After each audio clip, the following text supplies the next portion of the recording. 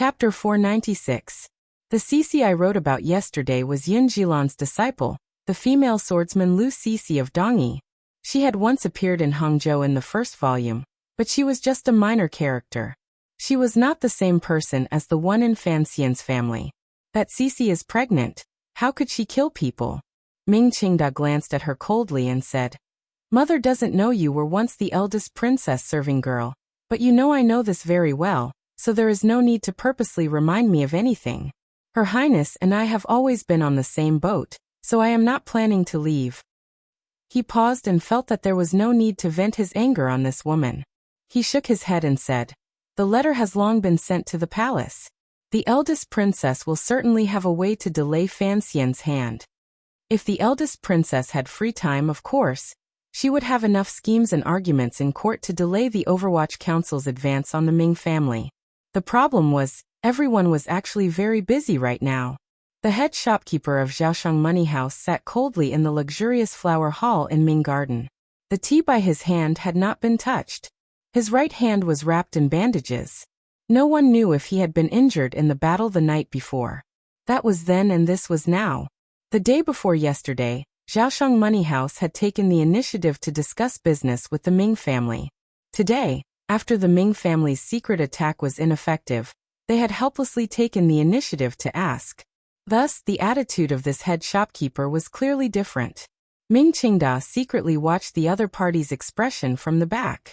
He thought that although this head shopkeeper was angry, he still came. Presumably, the owner behind the scenes of the money house did not want the matter the day before to affect the large business between the two sides. He was just about to lift the curtain and go out when he found that his sleeve had been pulled. Turning his head in shock, he saw that his favorite son, Ming Lansher, had a deathly pale face and wanted to say something. Ming Qingda furrowed his brows and scolded in a low voice. What time is it now? If you have something to say, then say it.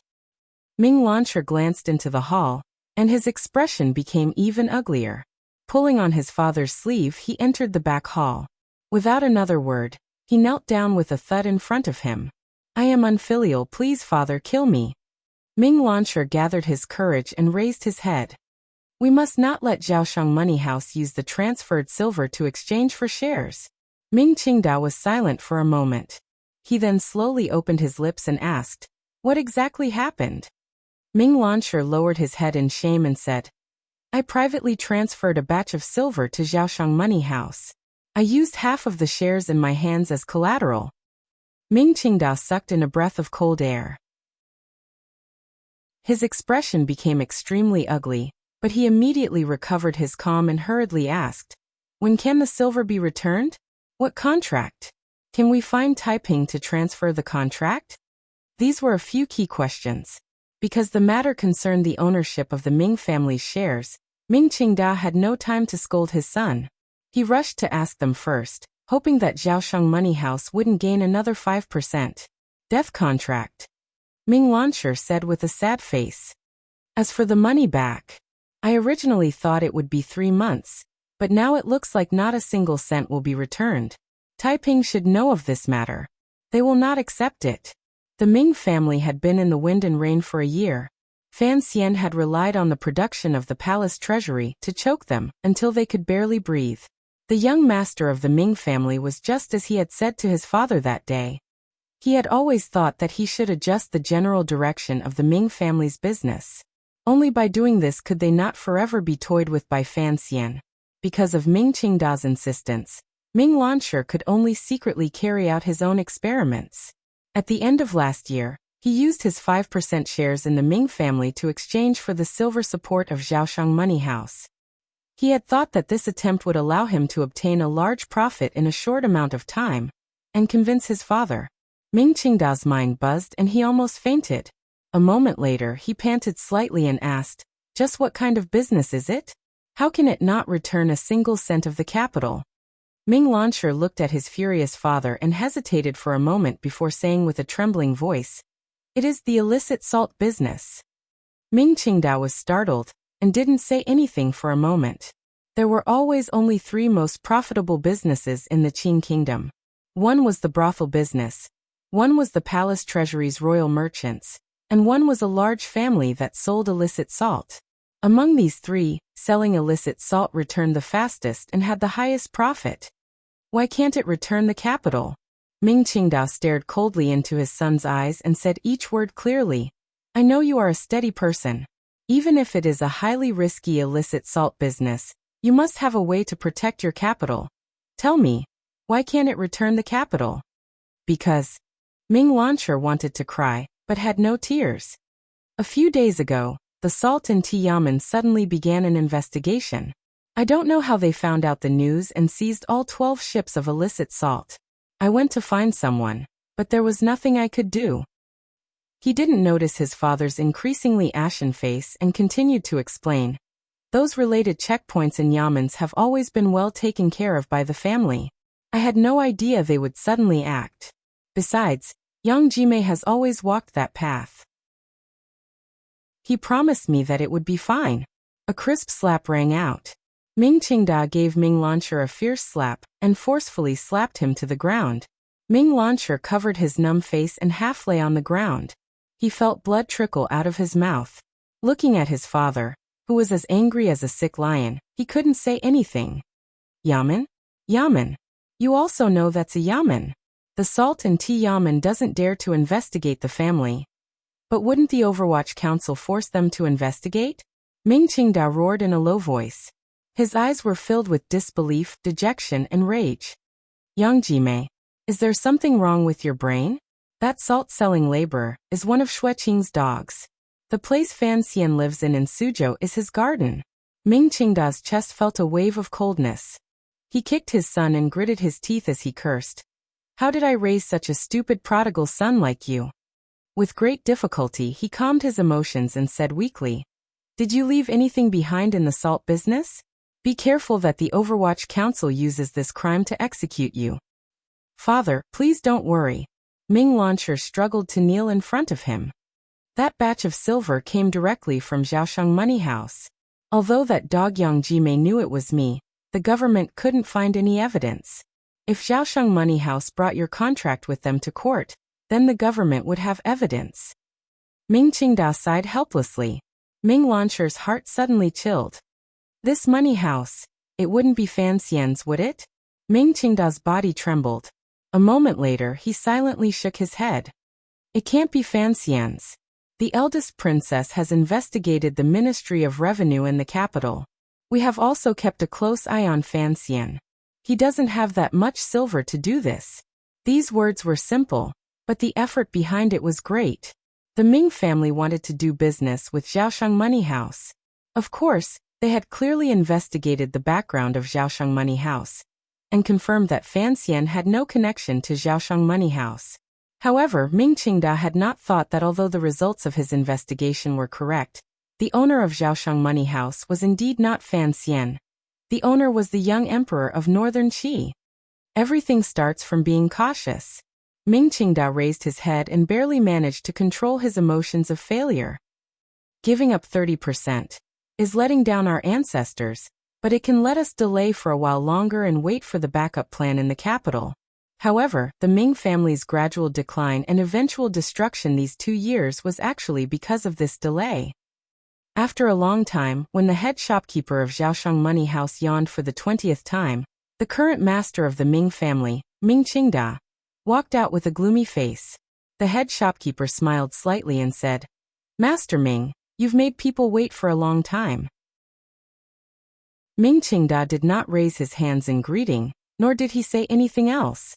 Coldly he asked, Bring over the contract for Lansher's half of the shares. Cancel all the books, and I will agree to your owner's request. Yes, Master Ming. The head shopkeeper's expression still did not change. He took out a document from his clothes and presented it in front of Ming Qingda. It was the contract Ming Lansher had left behind to collect the silver from selling salt. It seemed that he had long been prepared. Without waiting for Ming Qingda to speak, the head shopkeeper said in a quiet voice, Cancel that portion when we get back. Ming Qingda nodded his head weakly. In the afternoon, the various accounts masters of the Ming family and Zhaoshang Money House filed in. The wealthy merchants that the head shopkeeper had strongly requested to come to watch the ceremony also sat to the side. The official notaries sent by the Suzhou government had also finished their preparations. 3 pieces of white paper were spread out on the table. An ink brush danced in the air. In a flash, 3 debt transfer documents were written. The wealthy merchants of the Suanxiong family and the elderly people in Suzhou, who were watching from the side, looked for a while before they understood what was written. They couldn't help but repeatedly suck in a breath of cold air, with an unspeakable shock. Zhaoshang Money House invested in the Ming family 30% of the shares. Although the major figures in Jiangnan had long seen the Ming family's predicament, no one had expected that the Ming family, which was as rich as a country, would be in such a difficult situation. It could not be said to be at the end of the line, but to use 4 million liang of borrowed silver to exchange for 30% of the Ming family's shares? The merchants pondered it for a while and remembered that the Ming family's current predicament was mainly focused on cash flow, so they immediately understood this point. On the contrary, they felt that Zhaoshang Money House's asking price was very fair. Ming Qingda raised his brush and was silent for a moment. Without any pretense, he calmly signed his name and pressed his fingerprint on it. Everyone watched this scene silently. Regardless of whether they were friend or foe of the Ming family, they all felt incomparable admiration for the shrewdness and boldness of the old Ming master. For a century-old family to give 30% to outsiders, only an extraordinary person would be able to do such an extraordinary thing. The person representing Zhaoshang Money House to sign and press his fingerprint was a young man. A young man with a pretty face who stood behind the head shopkeeper of the money house the entire time. No one had noticed his existence. It was not until now that they all came to their senses and cast strange gazes, thinking, was the mysterious owner of Zhaoshang Money House this unknown young man? Ming Qingda finally furrowed his brows and said, "So you are the owner of the money house. Forgive me for my rudeness the other day." It was no wonder he couldn't see it. 13th Wang's carefree and relaxed aura truly did not seem like an ambitious and ruthless figure in the business world. There wasn't even a glimmer of the feeling of someone in a superior position. 13th Wang was slightly startled. He didn't know whether or not he should admit it. He didn't know whether or not Fan Xian would remain behind the scenes. At this moment, there was a clamor at the door of Ming Garden. Immediately after, there was the sound of the middle door opening. Immediately after, the second door opened again, and the third door opened. The clamor traveled directly into the hall where the signing was being done. The hurried footsteps came quickly, even faster than the sound of the singing. They carried a glimmer of dominance and arrogance. Ming Qingda furrowed his brows tightly and gazed out of the hall. He didn't know who had come. The footsteps were light and fast. The owner of the footsteps was in an unusually light mood. Fan Xian, dressed in the black robes of the Overwatch Council, stepped over the long threshold and walked in. There was a pleased smile on his face. Behind him followed Hong Chongqing and the other Overwatch Council officials, as well as Xia Qifei, the 7th young master of the Ming family. He didn't greet the officials and merchants. Instead, he walked directly in front of Ming Qingda and looked at the old man with an unfathomable gaze. After looking for an indeterminable amount of time, Ming Qingda furrowed his brows slightly. Looking at the imperial envoy who was rumored to still be in the Shazhou area, he asked, "Imperial envoy, you have graced us with your presence." Fan Xian smiled slightly and said, "How could I not come to such a grand event, particularly since I still have to say thank you to the old Ming master." "Thank you?" Ming Qingda's heart trembled slightly. "Thank you for your 30% share." He moved closer to Ming Qingda's ear and used a voice only he could hear to quietly say, "Zhaoshang Money House is mine." Ming Qingda furrowed his brows slightly and wondered if he had heard incorrectly. Fan Xian looked at the documents on the table, where the ink had not yet dried. A happy smile bloomed at the corners of his lips. He had painstakingly planned for a year and endured silently for a year. Finally, he had seen results today. How could he not be happy? Although he knew that revealing his identity would make it impossible for Zhaoshang Money House to hide from the eyes of the court, this was something that would happen sooner or later. He also needed to use this limelight to let the little Northern Qi Emperor earn enough and stop. Although under the Emperor's gaze, Fan Xian might have to bear a loss of over 1,000,000 liang of silver, he did not care about this. The Ming family that had roamed Jiangnan for 100 years, dominated the court and the Jianghu, and controlled the lives and deaths of countless commoners, had changed owners today. How could Fan Xian miss such a grand show? Spending 1,000,000 liang of silver to buy a theater ticket to be able to see this scene with his own eyes was truly worth it. He looked at Ming Qingda, whose expression changed endlessly. He narrowed his eyes and thought naughtily that if the old Ming master suddenly fainted, then this theater ticket would be even more worth it. It was as if the heavens had heard his thoughts. Ming Qingda looked at the head shopkeeper of Zhaosheng Money House, standing behind Fan Xian, and watched as the young man handed the contract into Fan Xian's hand. He finally understood everything. However, he still could not understand. The Ministry of Revenue could not have emptied the national treasury. Where did Fan Xian get so much silver to start a money house? Ming Qingda's entire body trembled. His eyes were slightly red. His throat made a gurgling sound, but he could not speak. His blood and qi attacked his heart. His body straightened and then collapsed. Chapter 497. Let me say a few words before I write. With the arrival of the disaster, the situation in Wenchuan may be better than I thought yesterday, but I have finally confirmed that the epicenter of the earthquake is near Yingxiu. Of course, I am completely fine in Hubei. I am just very worried over there, and my emotions are very unstable. Many people know my feelings for Yingxiu. At the turn of the century, I lived there for half a year. Even now, I cannot forget the town and its amiable people. Today at noon, I finally received news that the army had broken into Yingxiu. In that instant, my feelings were complicated. The rims of a man's eyes immediately became wet. There is a brother called Gao Yuanjing. At this time, he should still be in the futong factory. For some reason, he put his hands together and prayed, hoping that everything is safe, hoping that Yingxiu can turn misfortune into fortune, hoping that Wenchuan can bring people another pleasant surprise, hoping that the people suffering in the disaster area will suffer less. Sichuan is safe, the entire country is safe, everyone is safe. A book friend suggested a donation. Please choose your own way to express your love.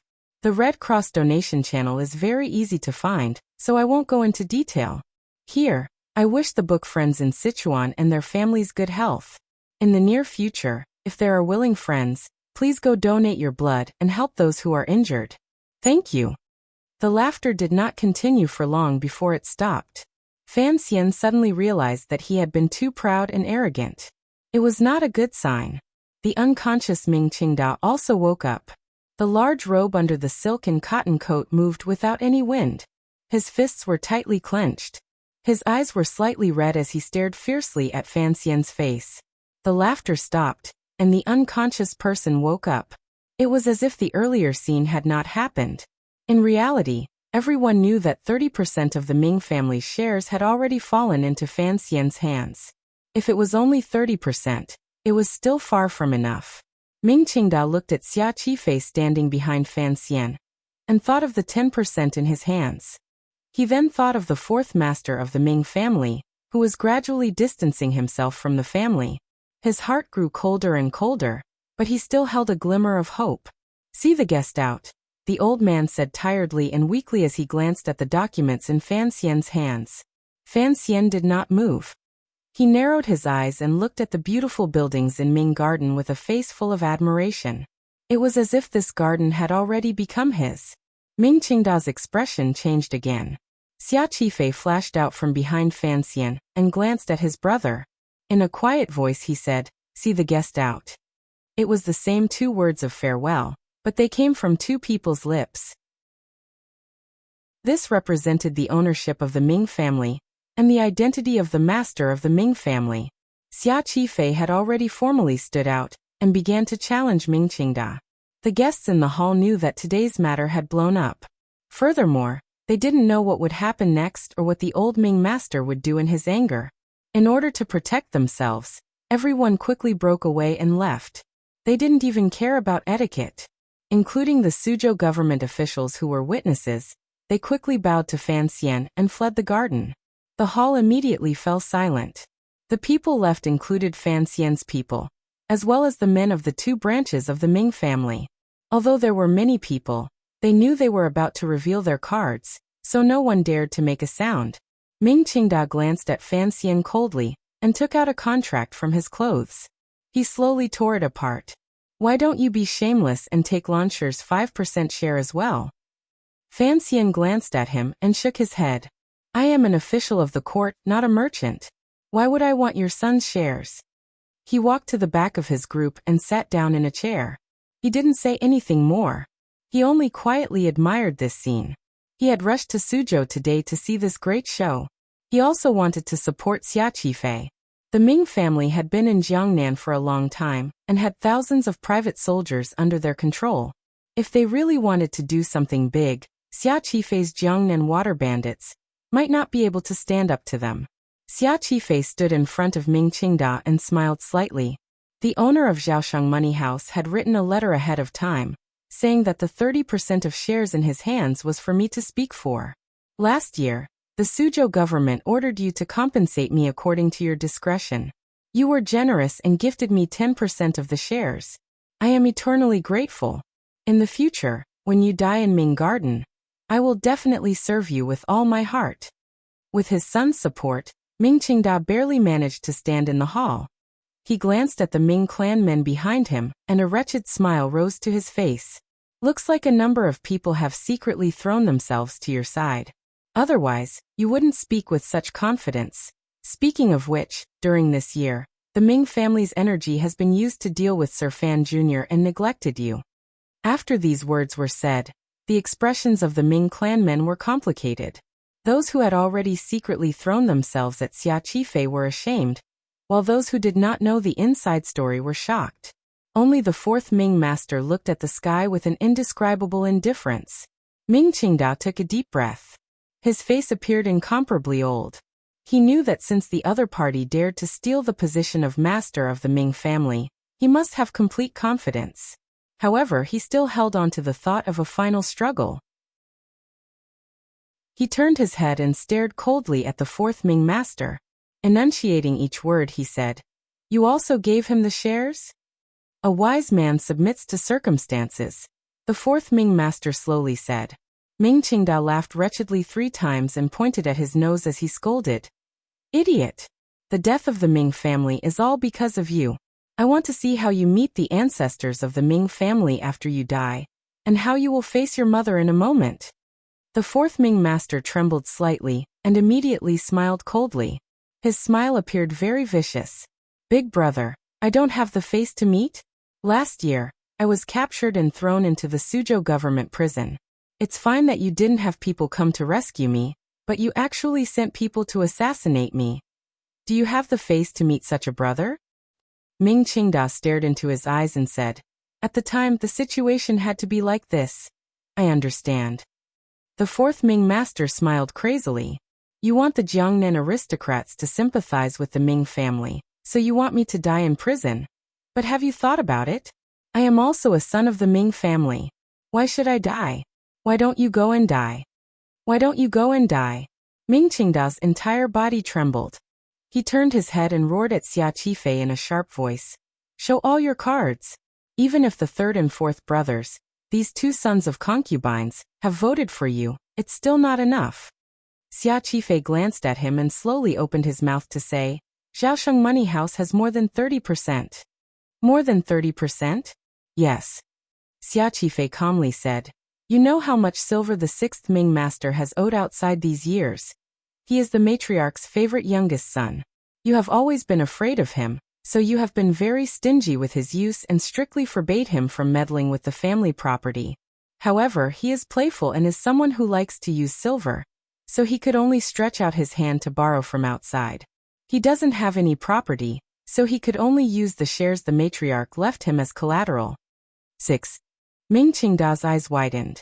He had never thought that the key to the change in ownership of the Ming family would come from his own younger brother.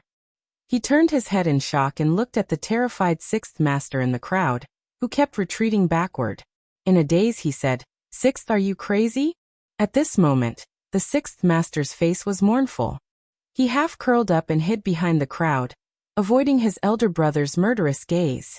Under Ming Qingda's accumulated might as the master of the family, The men in the family were all scared half a step back by his murderous gaze.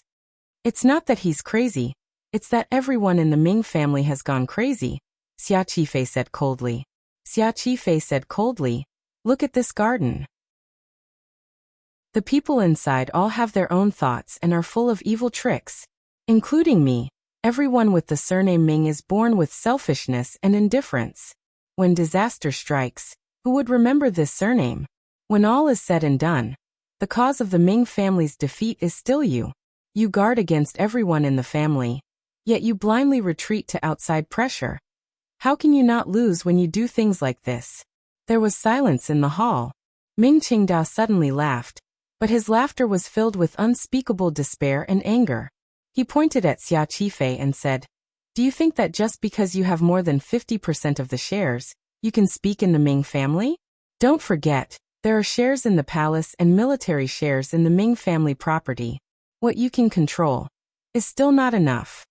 Fan Xian, who had been silent for a long time, finally opened his mouth and quietly said, those are dry shares. The two words dry shares made the situation clear. Fan Xian looked at Ming Qingda, who was about to sink into a state of madness, and said, can shares that are not on the books be openly taken out to fight a lawsuit? Ming Qingda stared at Fan Xian's hateful and beautiful face and said, Sir Fan Jr., do you really dare to take the eldest princess and old Qin master's shares? Fan Xian stood up and tilted his head slightly. He thought for a moment, and then smiled warmly. If I don't dare to take it, then what am I doing here today? In a quiet and secluded little courtyard in Ming Garden, Ming Qingda sat alone in front of a desk. His face no longer had much luster. It was like a copper lamp that had been boiled dry of oil. He was unspeakably haggard. This afternoon, Xia Qifei had used the shares in his hands to chase him down from his position as the master of the Ming family. At the same time, under the double notarization or surveillance of Jiangnan Road and the Overwatch Council, all of the account books had been sealed. All of the people in the garden had been completely changed. The previous master of the Ming family, Ming Qingda, who had endured silently for a year, could not even send out his orders. Although it had only been half a day, he knew that once he sank into this situation, it was only a matter of time before he was forgotten by the people of the Ming family and Jiangnan. Why does Fan Xian dare to do this? The old man could not understand it no matter how he thought about it. The deep wrinkles on his forehead were the color of dead ash. He muttered to himself, the eldest princess will help me. Don't you think so? He asked blankly. A glimmer of fear also appeared on the concubine's face. She had originally been the eldest princess' personal serving girl, and had been sent to the Jiangnan Ming family. One reason was to monitor, and the other was to be in charge of communication. Last year, when Ming Qingda strangled his own mother, it was through this old Ming matriarch's serving girl that he had obtained the approval of the palace. I don't know, there has been no reply from the palace. Could something have happened? Ming Qingda smiled bitterly. No wonder Fan Xian is so confident. He knew long ago that the palace would not be able to help us. If even the eldest princess is in trouble, then I am just a fat piece of meat in his mouth that he can eat at any time. For him to have come up with so many tricks, it can be said that he thinks highly of me. It's not that he thinks highly of you. Fan Xian led Xia Qifei in as he pushed open the door. Rubbing his slightly cold hands, he sat across from Ming Qingda and said, from the beginning, you and I both knew that it would be too easy for the court to destroy the Ming family. The problem is, the court does not want to destroy you. Ming Qingda glanced at him. What the emperor wants is an intact Ming family, not a Ming family on the verge of bankruptcy, on its last breaths, and finally broken up and dead. Thus, it is indeed not easy to eat you, Fan Xian said. Furthermore, it is best if this matter can be resolved peacefully, so as not to cause too many deaths and disrupt the lives of the people in Jiangnan. You know that the Ming family is a giant beast. It is not easy to tame it. He continued. I gave you a chance but you didn't take it. Ming Qingda took 2 heavy breaths and said, what will you do next? You have to know that I still have nearly half of the shares in my hands. From now on, you no longer have the right to speak in the Ming family, Fan Xian said. From today onwards, Xia Qifei will be in charge of the Ming family. Chapter 498. Life has to continue. I will not say much in the book about praying for the people in the disaster area. Thank you, everyone. He continued. As the master of the Ming family, naturally, I have to cooperate with the court in handling the case. As for any of the children in the family who have done illegal things, I have to hand them all over. Launcher. Ming Qingda stood up in fear. Correct, Ming Launcher has already been summoned to the yamen of the Suzhou government to explain the illicit salt matter. Xia Qifei stared into Ming Qingda's eyes. As for the matter of someone pretending to be a pirate, I trust it will be clear before long. Ming Qingda took a few breaths and said, Do you know that if this continues, the Ming family will truly be finished? Even if mother and I have once mistreated you, you are, after all, father's youngest son. And your surname is Ming. Are you going to watch as the Ming family is destroyed in your hands? He roared. Relax. Fan Xian raised his eyelids slightly and said, The court has no interest in business. I also understand that if the government interferes too much in this kind of business, it will only turn a golden basin into a toilet bowl. Last year, I already admonished the emperor. The court will not directly interfere with Ming Garden. Ming Garden will still be the Ming family's Ming Garden. However, this Ming Garden will be much more obedient. He spread out his hands and calmly said, I will have the Palace Treasury Transport Company cooperate fully with the Ming family. In less than a year, you will certainly see a prosperous, an even more prosperous Ming family. Ming Qingda trembled and sat down weakly. In this incident that had lasted for an entire year, the Qing Kingdom's officials, or more accurately Fan Xian, had successfully gained control of the Ming family. Most importantly, the change of ownership of Ming Garden did not have much of the shadow of the government. Xia Qifei was the seventh son of the Ming family. It was perfectly justifiable for him to enter Ming Garden. Furthermore, all of his methods were business tricks. It would be much easier for the people of Jiangnan to accept. At least, there would not be many scholars and gentry marching through the Suzhou government, saying that the Overwatch Council had forcefully seized the people's property. The people's property was still the people's property. However, the owner of this property was now Xia Qifei, a secret official of the Overwatch Council. Fan Xian shook his head and said, During this year, both you and I have not been comfortable. Now that there is a conclusion, both you and I can be considered free. Although Milord is a person who likes to humiliate others, I'm sure that you're not here just to show off your achievements. Ming Qingdao interrupted his words and stared into his eyes. Presumably, you will slowly use these people to prop me up, but you can't tie me up in the garden. I can always go out. That is what I wanted to say. Fan Xian enunciated each word clearly. You cannot leave the garden. Ming Qingda smiled coldly and said, Based on what? I am here by imperial edict to investigate the case of the Jiaozhou Navy's rebellion. Master Ming is a witness involved in the case. If you don't want to be accused of fleeing from punishment, as soon as you leave the garden, you can leave. The Jiaozhou Navy case had long been finished. Fan Xian was just looking for an excuse. Ming Qingda smiled coldly and said, Who are you trying to fool with these words? There's also the attack on Zhaoshang Money House, and the assassination of Xia Qifei. Fan Xian smiled slightly and said, In the past, the old Ming master's hands stretched too far.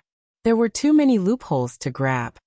Ming Qingda smiled in his anger, and looked at Fan Xian with great interest. If you really wanted to investigate these cases, you could have investigated them before. Why did you have to wait until now? Because you were the master of the Ming family in the past. If I investigated you, it would make the entire court think that the Overwatch Council was persecuting merchants and scheming to steal wealth, Fan Xian said with a smile. Now that you don't have this identity, it's much easier. You seem to have missed out on one reason, Ming Qingda replied coldly. Yes. Fan Xian sighed.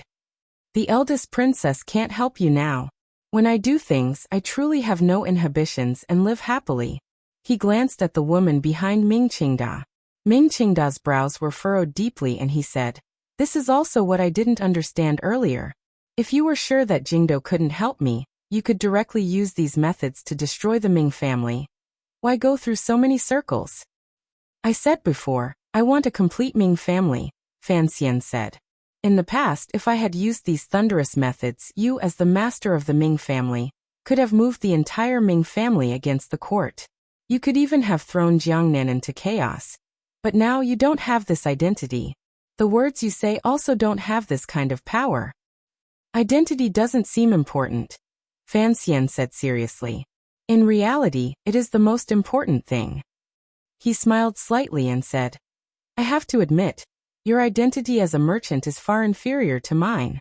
No matter what, you cannot resist the anger of the court. However, you used all your methods, silently endured your grievances, and forcefully delayed me for a year. It is truly admirable. Ming Qingda smiled slightly and said, At least I am still the master of the Ming family. You won't let me out of the garden. Presumably, you are worried about me staying in the garden like this. How are you going to deal with me? Presumably, given your methods, you won't kill me in the heart of the storm and become the subject of gossip. You're wrong again, Fan Xian said seriously. I admire you, but your identity is not as good as mine. Even if you die now, you won't be able to raise much of a storm. Of course, he said warmly. He advised warmly, a bad life is better than a good death. I advise you to stay in Ming Garden for a few more days to recover. As he spoke, Xia Qifei's face carried a complicated expression. He took out a piece of white cloth from his clothes and gently placed it on the desk in front of Ming Qingda. Once the white cloth appeared, Ming Qingda's expression did not change, but the concubine behind him was so scared that her teeth chattered loudly. I'll leave the white cloth here. When you have the courage to use death to oppose me, please take it and use it yourself. Fan Xian gazed at Ming Qingda and said, But I know you don't have the courage to commit suicide, so you will continue to live according to my wishes until I no longer need you to live. A person who strangled his own mother must understand the fear of death very well. He must be very afraid of going to the underworld to see that old woman after death. It's best if you don't die, because it will be very difficult for Ming Launcher to come out of prison. If you die, the shares in your hands will be transferred to that baby who is not even 2 years old. Fan Xian furrowed his brows and said, You know, for a child to have so much money, it is not a good thing. After saying this, he turned and left the study. Behind him, Xia Qifei carefully closed the study door without leaving a crack. The study once again sank into darkness. Ming Qingda stared at the white cloth on the desk and was silent and speechless. After a long time, he slowly said, What a vicious wolf cub. The Ming Garden's defenses had already been emptied and replaced by the Overwatch Council. This beautiful garden sank into a quiet and uneasy atmosphere. Strangers could be seen everywhere. Now that Xia Qifei was in charge, and he had Ming Garden make changes, not many people in the clan dared to oppose his orders. Ming Garden's private soldiers have already been disarmed by the provincial soldiers Sir Xueqing sent. After Xia Qifei received the news, he immediately went to Fan Xian's ear and said, Ming Qingda's power has already been emptied. Are there any problems? Over 40 people died. Remember Sir Xue's favor. Fan Xian lowered his head and was silent for a moment. Shortly after, he raised his face and smiled. The Ming family is finally yours. How does it feel to have revenge? Xia Qifei lowered his head and respectfully said, The Ming family is yours. Fan Xian shook his head in disapproval. Xia Qifei quickly explained, What I mean is, the Ming family is the court's. Fan Xian turned his head and glared at him. The Ming family is yours, so it is yours. When did it become the court's or mine? Do you think everything I said to Ming Qingdao in the study was a lie? Don't worry. The court has no interest in the Ming family. What they want is for the Ming family to be obedient. Xia Qifei was stifled and didn't know what to say. The court had spent so much money to bring the Ming family under complete control. Was it going to be so easily handed over to him to manage? Fan Xian sighed and explained, When standing in a different position, the things one thinks about are also different. Who is the emperor? The emperor is the ruler of the world. The people of the Qing kingdom are all his people. Since it is so, what his people have is the same as what he has. As long as this person manages this matter well, and can bring benefits to the people and the court, it is fine. If the court truly took the Ming family into their hands, what would the merchants in Lingnan and Xuanzhou think? given the pedantic faces of the court officials, who would have the ability to manage such a large family business well. So don't worry. Xia Qifei tasted bitterness in his mouth. He suddenly thought, the emperor is the master of the world, so he doesn't care about the people's business. But what about Sir Fan Jr.? Why is he willing to not benefit from the Ming family? Fan Xian's words interrupted his thoughts. I asked you earlier, how does it feel to have revenge? Xia Qifei shook his head in a daze. Walking in Ming Garden as the master, I don't feel anything, because this garden is very unfamiliar. I always thought that after growing up here when I was young, if I came back and regained power, I would be very happy. But for some reason, I just can't feel too happy. That's how it is for revenge. Fan Xian paused for a moment and then said, once a great hatred is avenged, you will feel that things are very boring. Xia Qifei suddenly thought of something and carefully asked, actually, my thoughts are similar to Ming Qingda's. Looking at what happened today, and looking at your arrangements this year, it seems you have been too careful. Peaceful evolution has always been a long process, Fan Xian smiled and said. Stability is more important than everything. A peaceful transition is the right path. I am only running errands for the emperor. The emperor has requested that there be no bloodshed, so I can only do so. He then smiled bitterly and said, besides, in the past, Ming Qingda had the help of the eldest princess and princes, as well as the support of the military. How could I be as impudent as I am now? Speaking of the eldest princess, Xia Qifei furrowed his brows and asked, what exactly do we do with that percentage of shares? Wipe it all off. In any case, it's just some things on paper and no real goods, Fan Xian instructed. Make a chart. I'm going to send it into the palace. Xia Qifei suddenly smiled bitterly. This time we've offended the eldest princess badly. I wonder how that noble will retaliate. Fan Xian smiled and didn't say anything. In his heart, he was thinking that he had already offended the eldest princess to the extreme. As for retaliating, that noble did not have the time to think about such things. He waved his hand at Xia Qifei. These two illegitimate children began to wander through the Ming Garden, which had changed owners. Along the way, they quietly talked about the latter part of the story, and admired the beautiful scenery of one of the 3 famous gardens in the world. Both the environment and the soul became wonderful. In the depths of the royal palace in Jingdo, a certain rumor had begun to spread a month ago. As long as it was a place where nobles gathered, the servants who served them always liked to gossip, tell old stories, and talk about the dark gossip of the nobles. However, this rumor was truly too shocking. It only circulated for 2 days before it silently disappeared without a trace. This was because this rumor truly did not have a head or tail. No one knew where it had come from and there was no evidence. Furthermore, although the eunuchs and serving girls had cheap mouths, it did not mean they were brainless. They knew that if it continued to spread and reach the ears of the nobles, then their little lives would certainly be gone. Rumors and gossip were a necessary ingredient in the life of the royal palace. Most of them would disappear into people's memories. No matter how sensational a topic was, without a follow-up explosion, it could not maintain its freshness for too long. The number 1 topic of the year in the royal palace also naturally disappeared like this. However, some people did not forget, particularly the most suspicious and sensitive people. On a certain night, they were still discussing this topic. Eunuch Yao quietly said, the little bastards' mouths are all very cheap. I know what to do. Chapter 499. Many people, including Gao Yuanjing, who was mentioned the day before yesterday, are safe. Temporarily, there is no news of my classmate. I believe he will also be safe. Best wishes to those trapped in the disaster area. Originally, I didn't want to say much yesterday, but seeing a NC in the book review section, I still had the urge to slap him. However, it was better to pay less attention to this kind of clown. Readers, live well and continue to live happily.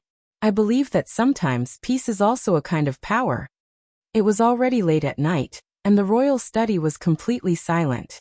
The Qing emperor was diligent in government affairs, so he had less favor for the back palace.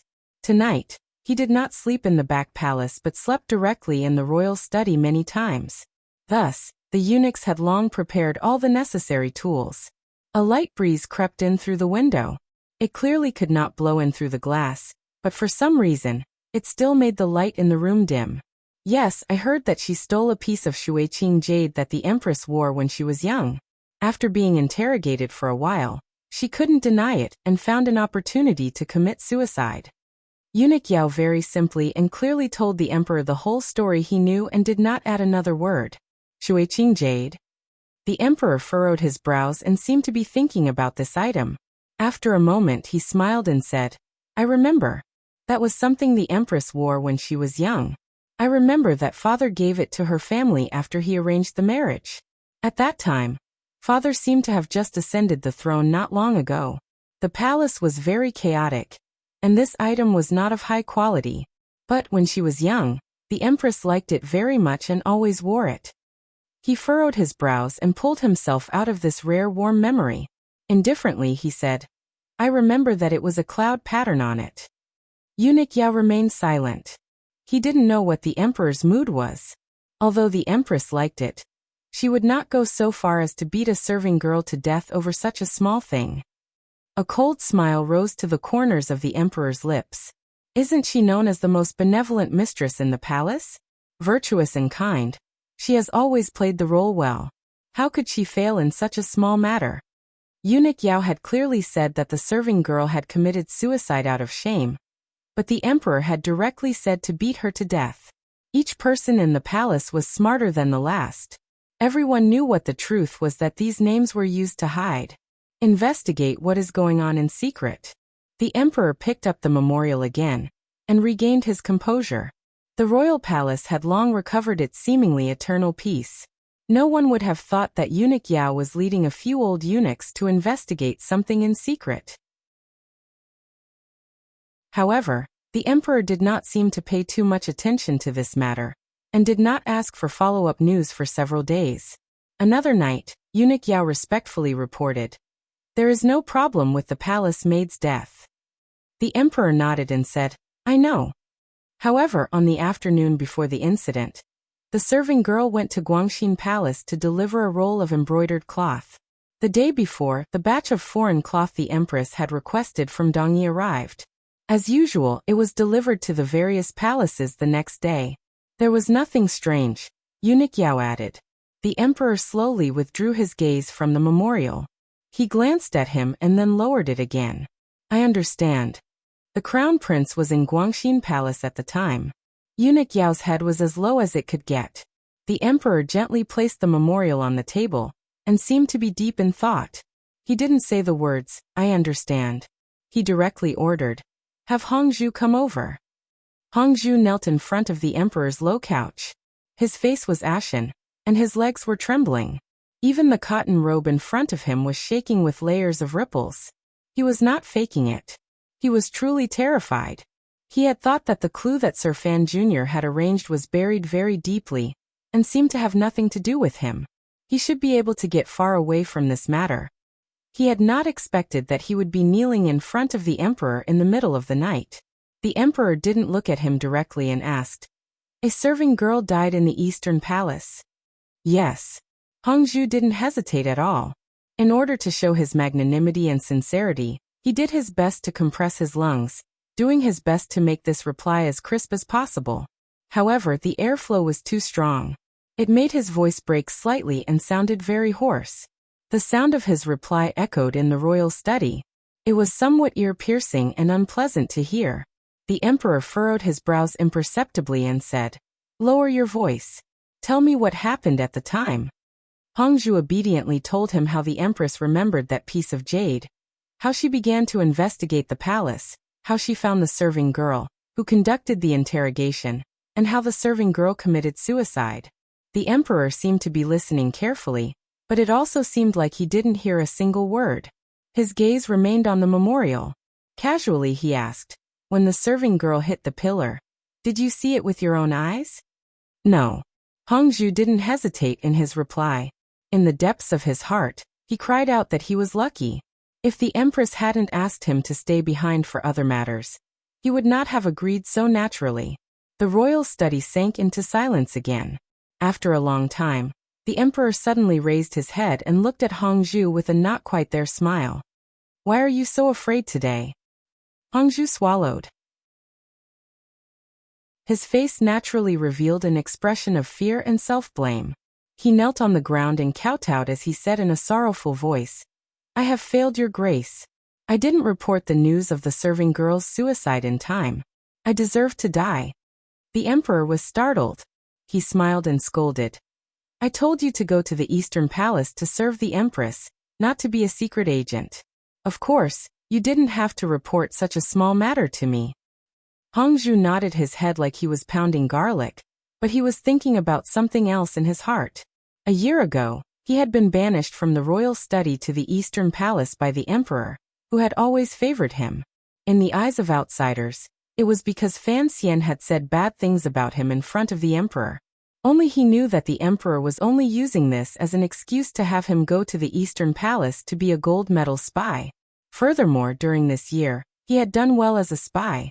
He comforted his cowardice in his heart and forced himself to think that even the emperor didn't know who he truly belonged to, so what if he trembled a little? The emperor had been about to open his mouth to ask something, but he suddenly furrowed his brows and closed his mouth. Changing the subject, he said, During this year in the Eastern Palace, how has the empress treated you? The empress treats her subordinates very generously.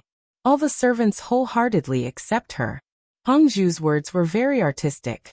The emperor smiled and said to himself in a very low voice, For the sake of a piece of jade, a serving girl died. Is this considered generosity? After Hongzhu left, eunuch Yao stood quietly by the emperor's side, waiting for the emperor's edict. The emperor was silent for a long time. He then said, Hongzhu did not lie. It seems that there was indeed nothing wrong with the serving girl's death, only. He smiled and said, Only there was nothing wrong with the process. Eunuch Yao's mind shook. He understood the emperor's meaning. Since the founding of Qing Kingdom, all kinds of strange deaths had happened in the royal palace countless times. No matter how shady a plot or blood it was, it could all be smeared with an open and honorable reason. However, often, when the reason was too sufficient and the process too natural, the death itself was worthy of suspicion. There are some things that I do not believe. Don't remember them, the emperor said calmly. Eunuch Yao knelt down. Have Eunuch Hong come? In his hidden fear, Eunuch Yao did not hear the emperor's words clearly. He unconsciously replied, Eunuch Hong went out just now. The emperor furrowed his brows and showed some displeasure. Eunuch Yao immediately woke up. Holding the front of his robe, he ran out the door. As he crossed the threshold, he almost fell. Ever since Fan Xian's 300 poems had caused a commotion at the banquet, which was also the first time an assassin had infiltrated the royal palace in nearly a decade, Eunuch Hong, who had stayed in the royal palace since the founding of the country, had become increasingly silent and low-key. He was only willing to bask in the sun outside Hongguang Palace every day. No one in the palace or court dared to underestimate him. On the contrary, because of his silence, they increasingly felt that this old eunuch was unfathomable. Even Hongzhu, the popular person in the palace, had his current position because of him. Even the Empress Dowager and Emperor maintained a certain level of courtesy toward this old eunuch. Today the Emperor directly called him by his name and said, Hong Xiang, what do you think? The last time the Qing Emperor had called this old eunuch this way, it was to ask his opinion of Fan Xian. At that time, old eunuch Hong had replied that he thought Fan Xian was too fake. Only when it was important and needed eunuch Hong's opinion would the emperor seriously call him by his name. In the eyes of a bystander, perhaps this was a form of disrespect, but the emperor's intentions were exactly the opposite. He always thought that calling eunuch Hong, eunuch, would make him think of his hidden illness. Directly calling him by his name was more appropriate. Eunuch Hong's body swayed slightly. With a half-asleep and half-awake expression, he replied in a quiet voice, Your Majesty, there are many things that don't depend on how you look. Even if you see it with your own eyes, it may not be true. The emperor nodded and said, My personality has always been a bit suspicious. I know this is not good and that I might see wrongly, so please help me take a look. Eunuch Hong bowed respectfully and didn't say much. The emperor was silent for a long time. He then said, Chengqian has been in good spirits this half a year. Other than the daily teachings of the Grand Tutor, he often goes to Guangxin Palace to listen to Yunrui teach him the 3 strategies of governing a country. I am curious how his body recovered so quickly. Although cracks had appeared in the royal family, at least on the surface, there were no problems. The emperor knew very well that his sister had studied the art of politics, so he usually did not object to the crown prince and eldest princess being too close. He had even secretly expressed his approval. However, sorry to trouble you. After the emperor said this, he didn't look at Eunuch Hong again. Eunuch Hong slowly bowed his body and retreated. He slowly closed the door to the royal study and walked a distance away. Turning his head back to look at the light inside, he sighed in his heart and said to himself, Since you know you are being suspicious, then in the end, why say you are curious? Your Majesty, you should change your personality. The future of Qing Kingdom is all in your hands. A few days later, a royal doctor suddenly fell ill and died. A few days later, a noble from a distant imperial relative's manor accidentally fell off his horse on an outing. A few days later, a fire suddenly broke out in Jingdo's famous Huichun Hall. A dozen people died. On the night of the fire, a wooden-faced eunuch Hong once again appeared in front of the emperor. In an old voice he reported, I investigated the Imperial Academy of Medicine, and the royal doctor died. I investigated the imperial relative's manor, and the noble also died. I investigated the Huichun Hall, and Huichun Hall burned down. Tonight, the Qing emperor did not read through memorials. He listened carefully to Eunuch Hong's report. After hearing these words, a strange smile flashed across the corners of his lips. Someone wants to hide something. Regardless of whether it is in the palace or in the capital, there are not many people who can be ahead of you in everything, the emperor calmly said. I have always liked her methods. Eunuch Hong didn't say anything. The entire world knew about the eldest princess methods. However, she had not had a chance to show them these years. If these methods were used to help the emperor balance the court and point his sword at the world, of course, the emperor would like it. If they were used to destroy traces and deceive the emperor, of course, the emperor would not like it. Eunuch Hong took out a pill from his clothes and handed it over. I only managed to get 1 pill. The emperor used his finger to gently play with it. With a little force, the pill completely shattered. A strange fragrance assailed his nostrils. His eyes were cold as he said, It is indeed a good pill.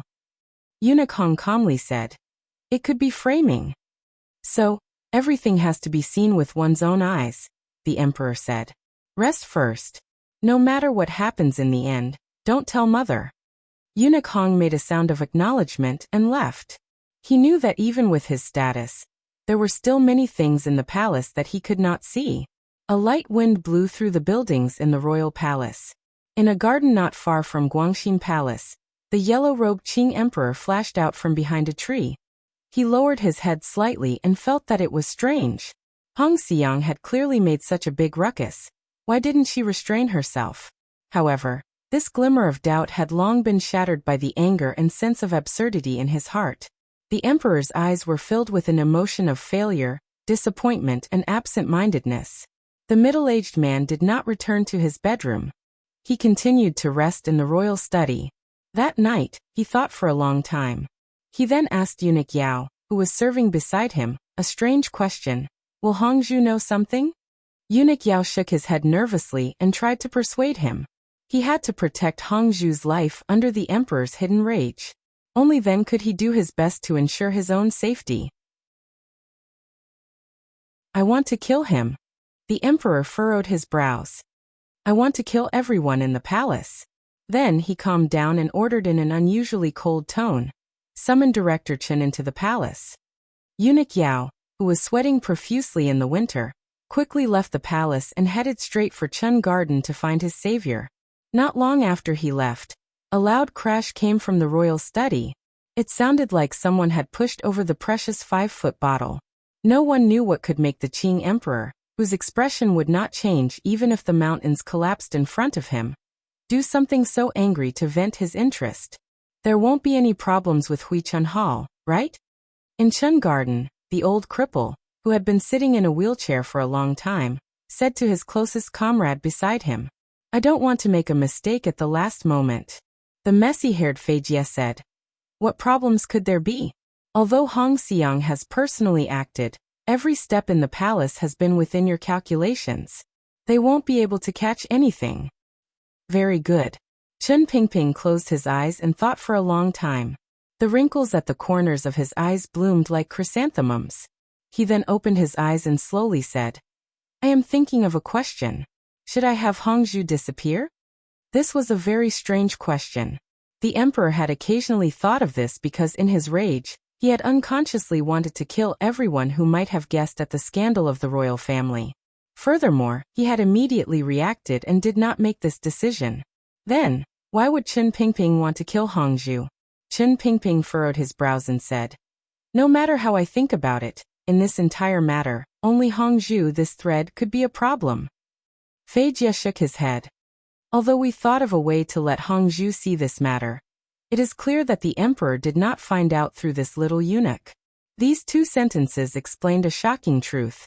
It also explained the great question that had been lingering in Fan Xian's mind, but had nowhere to ask. Although Hongzhu was the head eunuch in the Eastern Palace, why was he so lucky?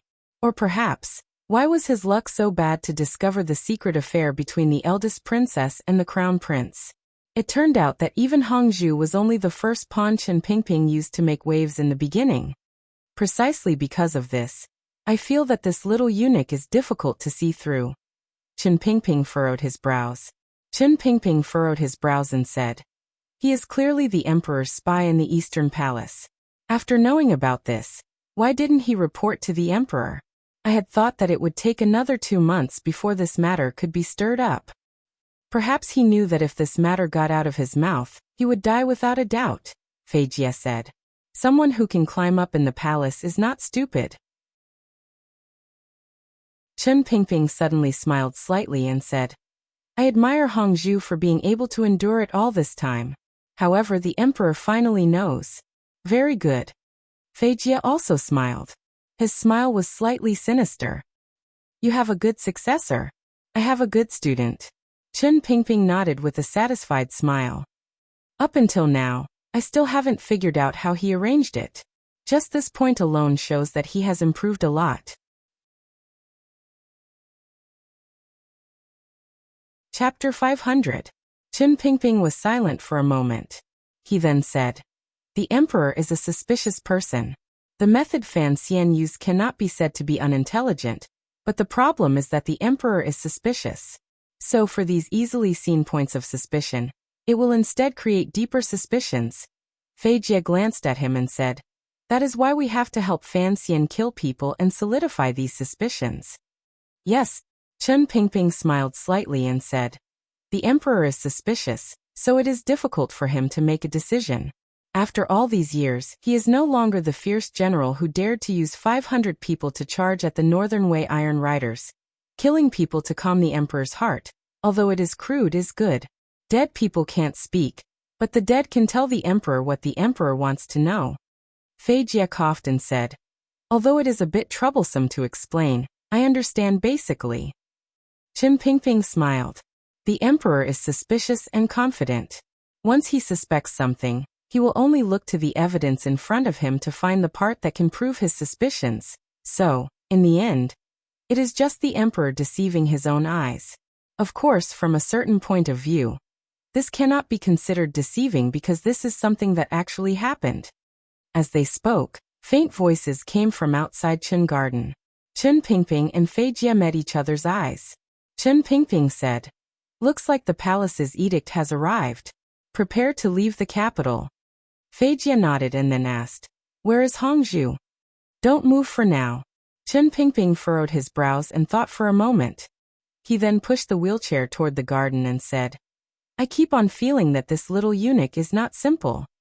Far away in Jiangnan, Fan Xian, who thought he was watching everything in Jingdo with the cold eye of a bystander, did not know that the nail he had buried the deepest in the royal palace had, at the same time, become the target that the two most powerful figures in Qin Kingdom wanted to kill.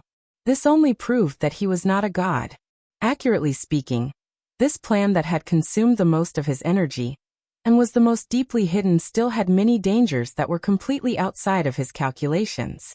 If it was not for Hongzhu's good enough luck, by the time Fan Xian returned to the capital next time, he would probably not be able to find any news of that pimple-covered little eunuch in this world. He didn't know if there were gods in the temple, but there was certainly no one in this world who was a god. Even the Northern Qi imperial advisor Ku He, whose realm was closest to that of a god, and the Qing emperor, whose power and state of mind were enough to make even a god jealous, were still mortals. Thus the Qing emperor, who had always appeared unfathomable, was now sitting in the long corridor of Taiji Palace. As he looked at the vast expanse of palaces in front of him, his gaze appeared lonely and disappointed, just like a normal middle-aged man. Beside the emperor was the black wheelchair. Chen Pingping lowered his head and gently stroked the wool blanket on his knees. He was silent. The ruler and minister were silent, calmly looking at the palace field in front of them. It was still the beginning of spring. There were no fallen leaves or flowers. The palace had been swept clean by the eunuchs, palace maids, and servants. There was not a speck of dust. The dirt in the gaps between the stone slabs was flat, forming lines of modesty. At this time, it was already very late at night, but the lanterns in Taiji Palace still illuminated the palace field clearly. I was wrong. The emperor did not refer to himself as emperor today. He sighed and said, I always thought that after 3 northern expeditions, western expeditions, and southern expeditions, there was nothing in this world that I could not endure. Thus I could calmly watch all of this happen. However, when it truly happened, I found that I had overestimated my endurance. Chen Pingping glanced at him and quietly said, This is a family matter. The ancients have said that it is difficult for even an upright official to resolve family matters. Your Majesty is no exception. Chen Pingping already knew exactly what had happened in the palace, but this old cripple did not purposely show any shock or fear. His attitude was very calm, as if this matter was not a big deal. This kind of attitude made the emperor's mood a little better. Yes, it was just a family matter that could not see the light of day. The emperor changed his way of addressing himself back and smiled slightly. In the past, you always said that you didn't want to participate in my family matters, but in the end, you still did. What do you think? Do you want to help me handle this matter? Chen Pingping lowered his head even more and said, Your Majesty has long made a brilliant decision. I only need to act according to the plan. The emperor was silent for a long time. He then slowly said, A few months ago, I told you here that I was prepared to play with them. However, she is, after all, my favorite sister. Those little brats are, after all, my sons.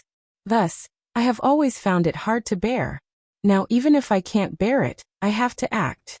Chen Pingping slowly raised his head. His expression did not change, but a strange emotion gradually filled the depths of his heart. In order to make the emperor make up his mind, he had already done so many things and waited for so long. Finally, he had waited for the moment the emperor opened his mouth. You are outside the palace. I am inside. The Qing emperor slowly closed his eyes. That night, the 13 city gate guards in Jingdo received an order from the palace and an intelligence report approved by the Overwatch Council. The opening of the Jingdo city gates was delayed by an hour. The morning light shone brightly. The villagers preparing to enter the city carried fruits, vegetables, and meat and formed a long line outside the city gates. Their faces were full of confusion and confusion. There was rarely a precedent of delaying the opening of the city gates in Jingdo. According to the reports of the soldiers in front, last night, a Dongi spy had tried to sneak into the Overwatch Council. Thus, there was a large-scale search going on in Jingdo. In order to prevent the spy from escaping the city, the 13 city gate guards were heavily guarded. The commoners immediately calmed down. No one had any more complaints. They only cursed the reckless Dongi spies in a low voice. In Jingdo, the Overwatch Council, personally overseen by Chen Pingping, had begun to move in the early hours of the morning. The director had been in Chen Garden for a few years. The Overwatch Council was under Fan Xian's direct command. Once he took back the authority of the Overwatch Council, the speed and secrecy of the Overwatch Council's actions immediately returned to a terrifying level. In less than 2 hours, the Overwatch Council had already secretly taken control of 4 manors. The Jingdo garrison did not receive any news.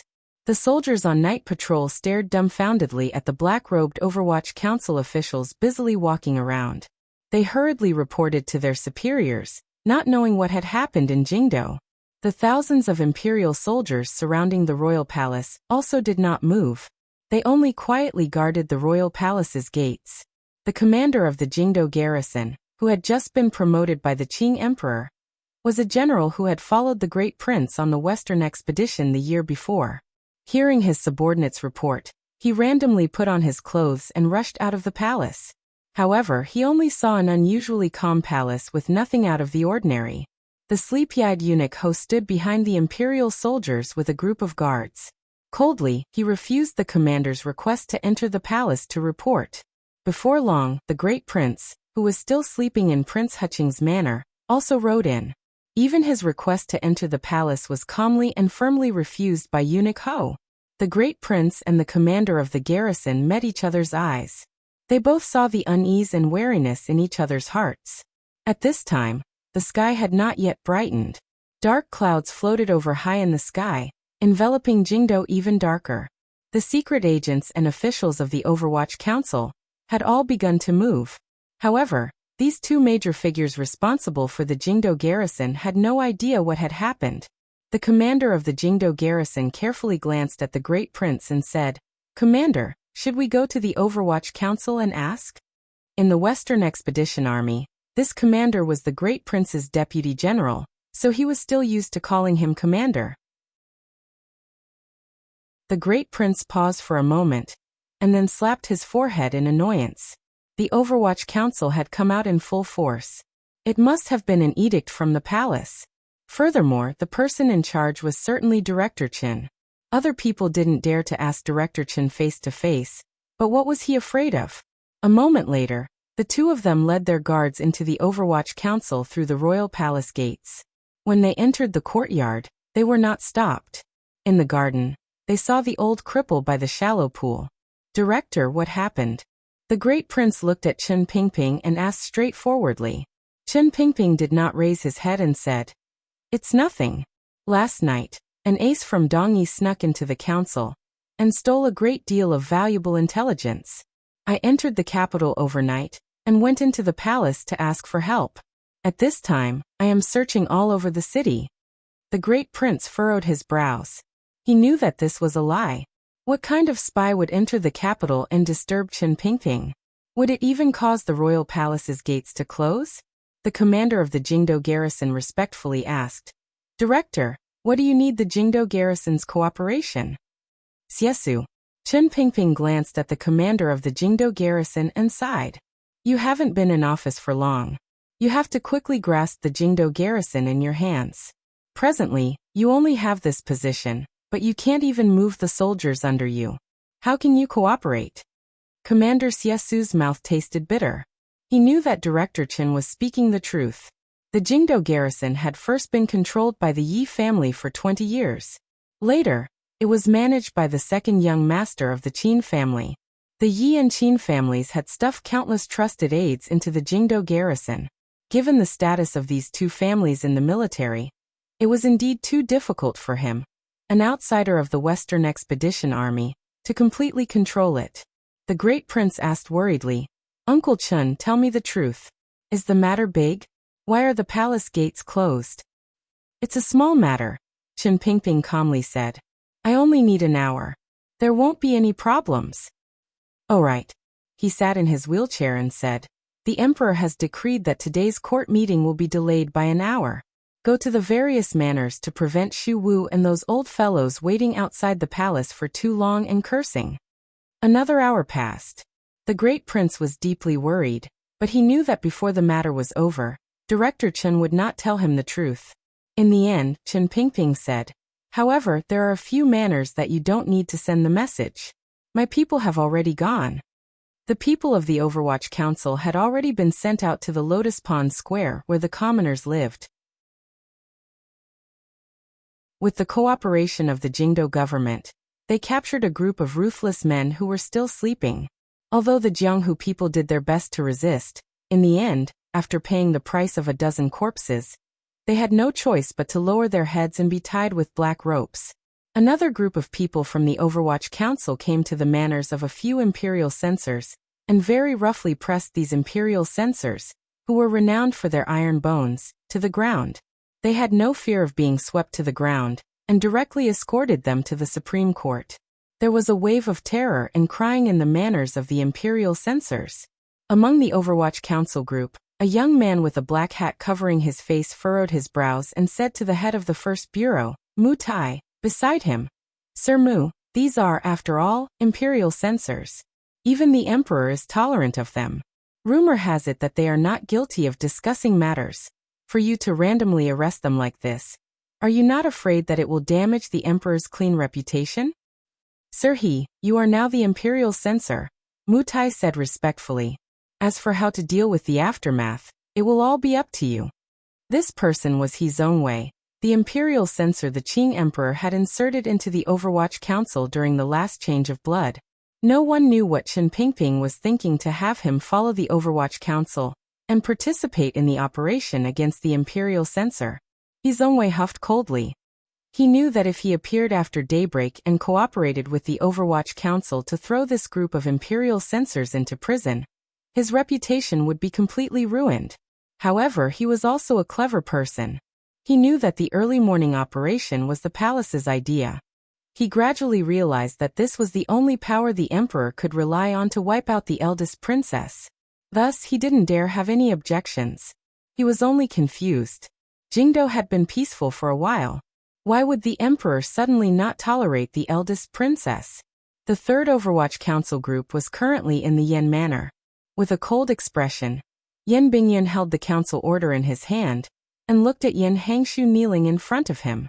Slowly and firmly, he read out the crimes of the Minister of Appointments Yen Hangshu. Each and every one of them was a heinous crime that struck deeply into people's hearts. Yen Hangshu, whose clothes were disheveled, knelt on the ground. When he heard these charges, his body became weak. He knew that if it was not a critical moment, the emperor would not use these charges to punish him, a minister. Since these charges were thrown out, it meant that the emperor really wanted to kill him. Why? There was only one reason. These years he had been too close to the eldest princess. Yen Hangshu thought sorrowfully in his heart, but he still wailed in despair. I want to see the emperor's order. I want to see the order. The Overwatch Council does not have an order. You cannot interrogate third-level officials. Yen Bingyun glanced at him and shook his head. He took out the order and waved it in front of his eyes. Yen Hangshu, the dignified minister of the Ministry of Appointments, felt his vision darken. He had actually fainted from the shock of this letter. There were still a few more groups of Overwatch Council officials moving. Because the time they chose was early in the morning, when everything was quiet, most of the Jingdo officials and elders were asleep, so the operation proceeded smoothly. In less than an hour, most of the officials in Jingdo who were too deeply involved with the eldest princess had been invited back to the Overwatch Council's Celestial Prison, or the Supreme Court straw huts. The last group of Overwatch Council officials waited patiently outside a quiet manor. They had already surrounded this manor for a long time and still hadn't moved. They were waiting for reports from various places. This group of officials did not have a leader, nor did they carry an edict with them. There wasn't even a council order personally signed by Chen Pingping. Their composition was the simplest. They were all people of the 6th Bureau. They didn't need to enter the manor to pass on the edict. The edict they received was that once they entered the manor, they were strictly forbidden from talking to anyone in the manor, and they were to kill everyone. On a normal day, the sky should have already begun to brighten. Today the dark clouds were too thick, and the sky was still dark. With a head of messy hair, Fei Jia walked out from the corner of the street beside the manor. He nodded to the 6th Bureau assassins surrounding the manor and left. The 6th Bureau assassins swarmed in, but they didn't meet any resistance. They knew that this manor hid the eldest princess' most powerful martial power, most secret intelligence, most trusted confidants, and yet, there was no resistance. All of the Xinyang aces were still asleep when they were knocked unconscious by the poison Fei Jia had laid down. Occasionally, A few aces with profound internal strength would immediately return to the underworld under the 6th Bureau swordsman's knives and swords and fall into an eternal slumber. The first courtyard of the manor was filled with dead people. The chief strategist of Xinyang, Huang Yi, looked at the 6th Bureau swordsman charging through the door with a face full of despair. A few days ago, this strategist had been nearly killed by Fan Xian's poison. Now he had been poisoned by Fan Xian's teacher again. He had long since lost any chance to retaliate. He just couldn't accept it. His mind hadn't been of sufficient use. In the history of the Qin kingdom, he hadn't left a single trace. Yet he was going to die. An ice-cold sword cut off his train of thought and pierced his throat, killing him. Entering the rear courtyard, the 6th Bureau swordsman didn't give the young and beautiful men any chance to beg for mercy. Using great speed, they killed them and then began to take care of the bodies.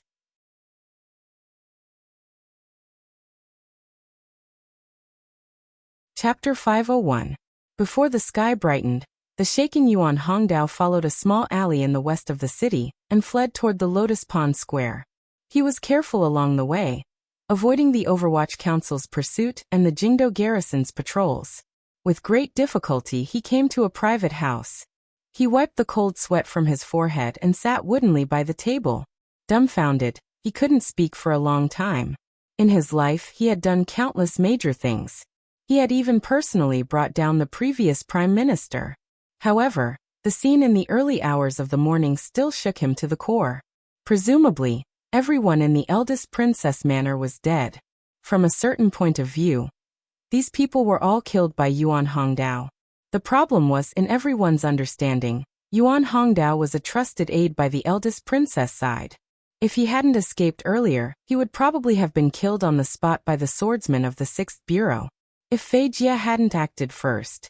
This private house was one of the Overwatch Council's most secretive transfer stations. Yuan Hongdao turned his head and saw a cup of tea on the table. Without hesitation, he drank it to moisten his dry throat. "Aren't you afraid there's poison in the tea?" A middle-aged man walked out from the inner room with a slight smile. It was Sir Yin Jr.'s father, the previous commander of the 4th Bureau, Yin Ruahai. Yuan Hongdao glanced at him warily. After confirming the other party's identity, he quietly said, "I never had any hope of continuing to live." In the eyes of this most successful spy in the Qin kingdom, this half-hour arrest in the early hours of the morning already showed that the emperor could no longer tolerate the eldest princess. Furthermore, he believed that given the emperor and Director Chen's ability to move, the eldest princess side would be cleaned out in just an hour. If the eldest princess no longer posed any threat, then the traces of his existence as a spy would be erased. However, Yuan Hongdao did not feel a glimmer of sorrow. From the moment he began to follow Lin Ruofu many years ago, he had been prepared to sacrifice himself for the Qin kingdom at any time. However, Yin Ruohai only smiled and took out all the procedures and disguises he had prepared for him. He said, "You have not been in the council for a long time. Perhaps you do not know, but the emperor and the director have never easily abandoned any of their subordinates." Yin Ruohai was slightly startled before he smiled bitterly.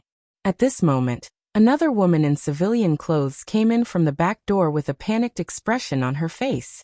When the woman saw Yuan Hongdao's face clearly, she couldn't help but open her mouth wide in astonishment, as if she had never imagined that Yuan Hongdao would appear here. Yuan Hongdao was also incomparably shocked because he had once seen this woman in Xinyang. At that time, this woman's identity was that of the eldest princess' trusted palace maid. So this palace maid was actually one of the emperor's people. Yen Ruohai glanced at the palace maid and said with a frown, "You came out a bit late." The palace maid lowered her head and reported, "Last night, just as I left, Eunuch Hong personally went out and surrounded Guangxin Palace. I didn't dare to walk around casually, so I was slow."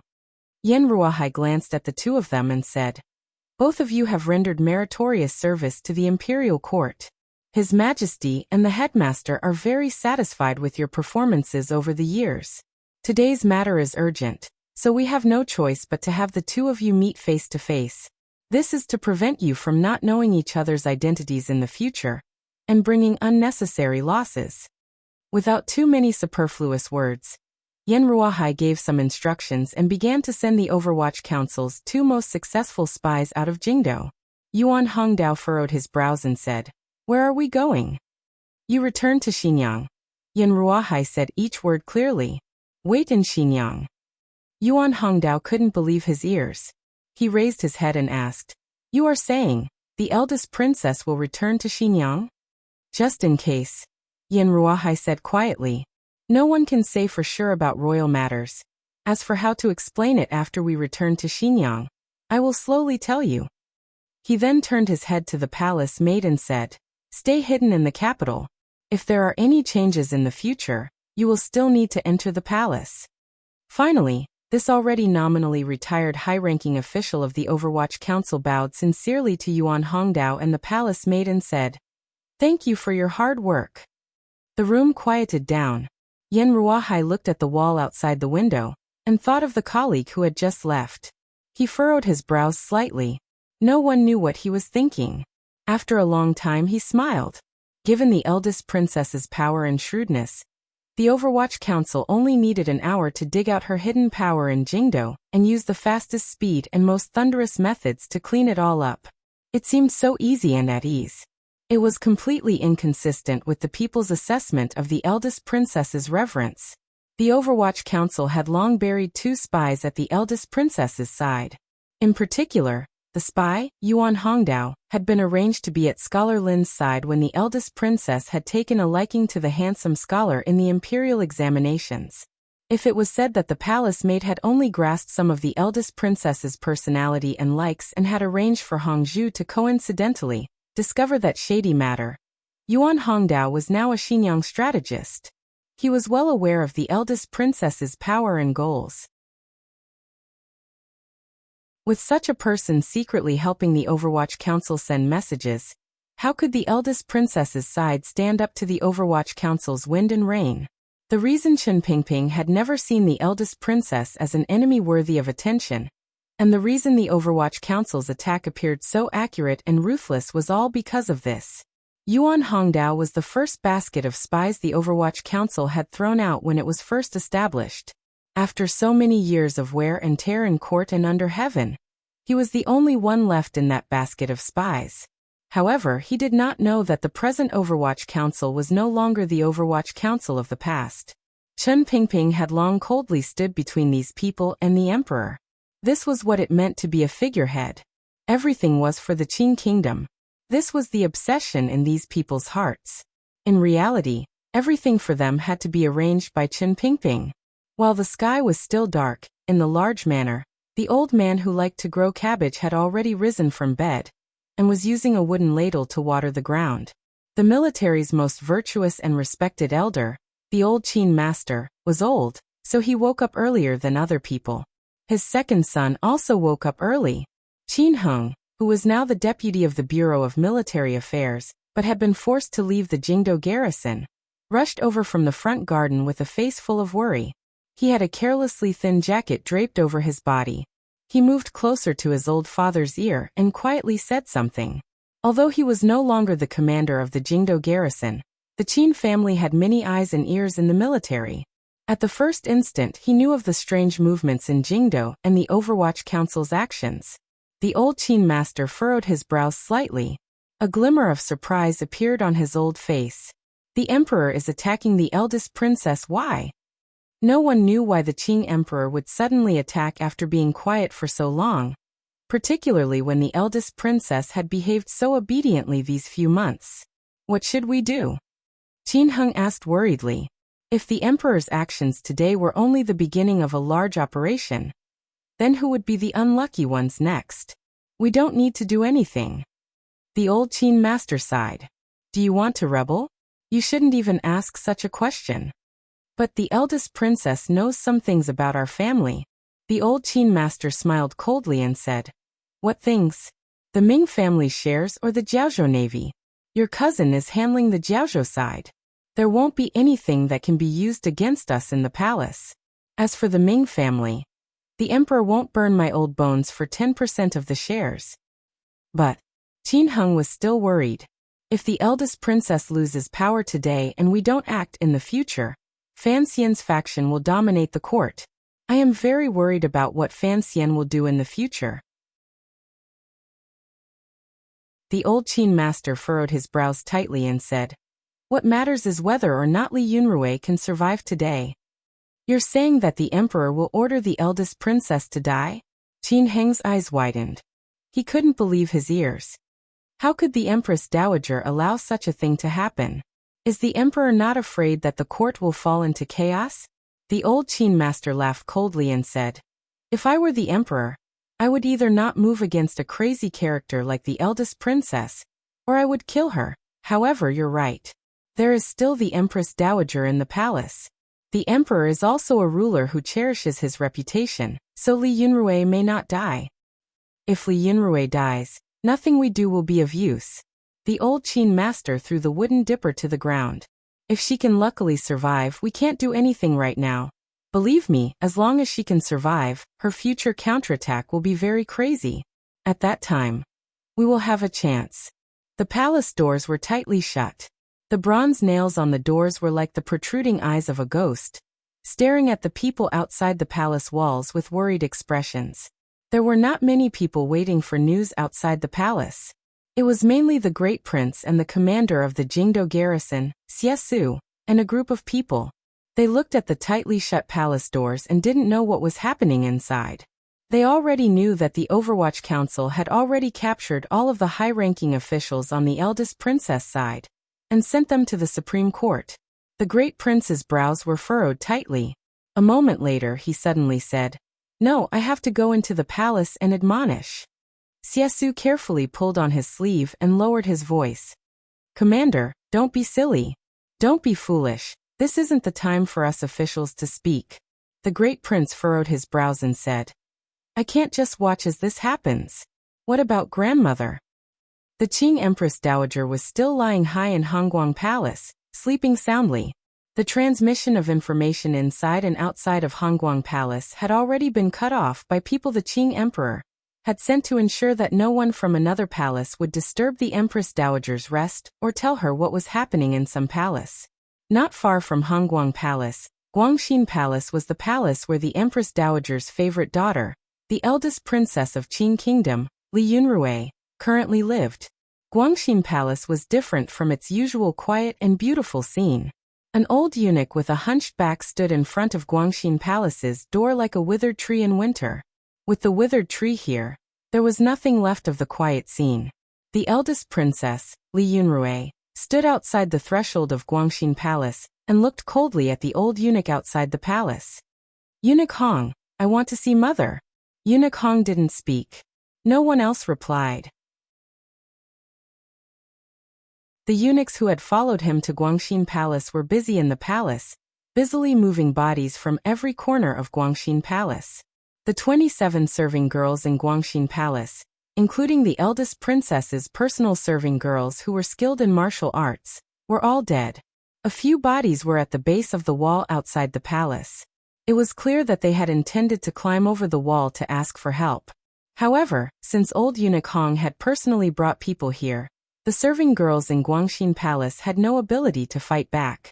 They were all tragically killed. No one even had time to say a word. No one wanted to hear them speak. The emperor's order was clear. No one was allowed to speak. They were all to be killed. The eunuchs carried the bodies of the serving girls onto a few broken carriages, and then headed toward the burning field. Along the way, blood flowed down from the empty boards of the carriages and dripped onto the stone path inside the royal palace. It appeared particularly shocking. A eunuch with a broom in his hand pulled a cart of yellow dirt behind him. As he sprinkled the dirt on the blood, he swept it clean. A moment later, the carriages were far away. The blood and dust on the stone path gradually faded and turned into very shallow marks. It was as if there was nothing there at all.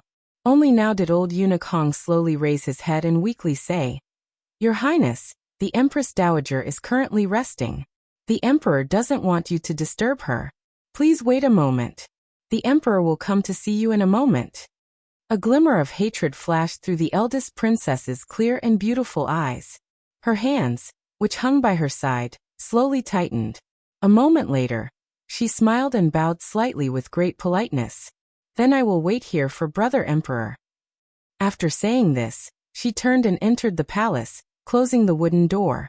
Eunuch Hong's body was still bent like a withered tree, silently standing guard outside Guangxin Palace.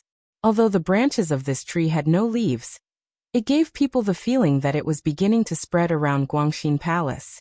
It wrapped around the top and bottom of the palace, making it difficult for the woman in the palace to breathe. The Eastern Palace was a mess of noise and chaos. Everyone was terrified and uneasy. The Empress, who had come out without any jewelry, looked at the eunuchs who had entered without an invitation, and flew into a rage. Her brows furrowed and she cursed loudly. "You dog servants! Do you want to rebel?" Eunuch Yao bowed respectfully and gently said, "Your Highness, I don't dare. It is just that I have the Emperor's orders and have no choice but to obey." At this moment, the pale-faced crown prince also walked out from the back of the palace. He looked at the eunuchs and guards in the palace.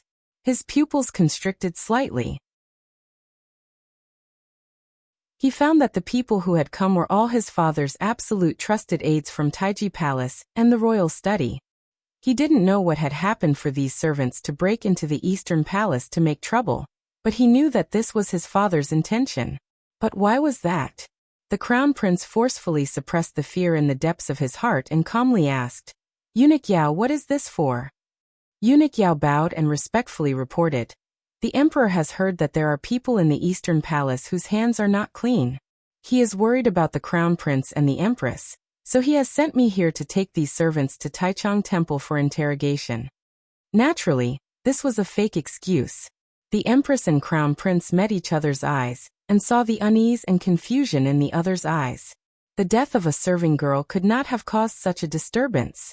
The Empress forcefully suppressed the anger in the depths of her heart and gritted her teeth.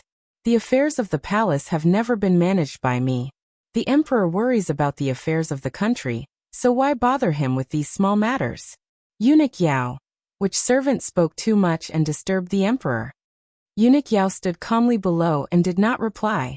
The crown prince sighed and said, "Since it is father's intention, then take them for interrogation." With these words, the eunuchs and serving girls who had already gathered in the Eastern Palace wailed. Although they didn't know what fate awaited them, they knew that Taichung Temple was a place even more terrifying than the Black Prison. "How many people are we taking?" "All of them." Eunuch Yao raised his head and said quietly. The Empress sucked in a cold breath. A moment later, her lips trembled. She said angrily, "Is there no one in the palace to serve?" "Immediately, new people will be sent to serve you too," Eunuch Yao said respectfully. He then waved his hand and ordered the eunuchs and guards to tie up the dozens of eunuchs and serving girls in the Eastern Palace. Along the way, there were people begging for mercy in a low voice. However, the people Eunuch Yao had brought not only tied up people, but also bound their mouths. The Empress knew that there must be a big problem with today's matter. She turned her head and glanced helplessly at the crown prince. She wanted to know the truth of the matter from her son's eyes. However, the crown prince's face was pale. He had no idea how to respond. Just as Eunuch Yao and his group were preparing to leave the Eastern Palace, the Qing Emperor walked in from outside the palace. He furrowed his brows slightly and said, "What is going on?" Seeing this scene, the Empress quickly led the crown prince forward to bow. She said with grief and indignation, "Your Majesty, are you preparing to turn this place into a cold palace?" The Emperor glanced at her with disgust, but didn't even glance at the crown prince. Directly to Eunuch Yao he said, "What did I order?" It was a very light sentence. Eunuch Yao knelt to the ground with a thud and fright, and repeatedly kowtowed. He then turned his head and viciously said something. The Empress and the crown prince stared at this scene dumbstruck. Immediately after, the Empress let out a wretched cry and fainted on the crown prince's body. Because, outside the Qing kingdom's most sacred royal palace, the most benevolent Eastern Palace, the guards raised the knives in their hands and suddenly brought them down. Countless sounds of knives rang out. Dozens of muffled grunts struggled to come out of their gagged mouths. Dozens of heads fell to the ground. Dozens of headless bodies twitched on the ground. Fresh blood suddenly dyed the Eastern Palace courtyard. The smell of blood wafted into the palace.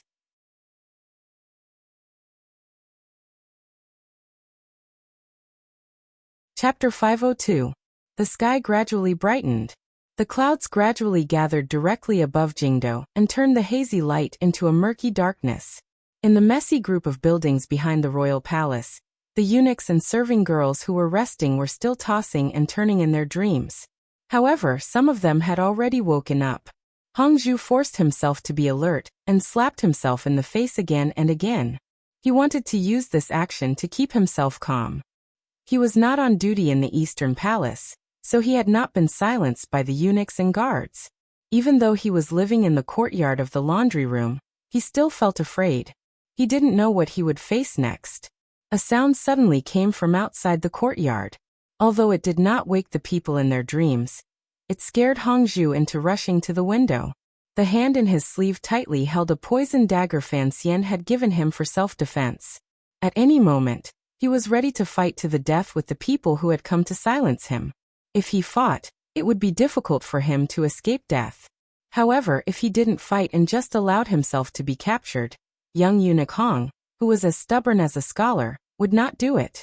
His hand was shaking. His ear was pressed against the door, listening to the sounds outside the courtyard. Occasionally, wretched moans and cries rang out.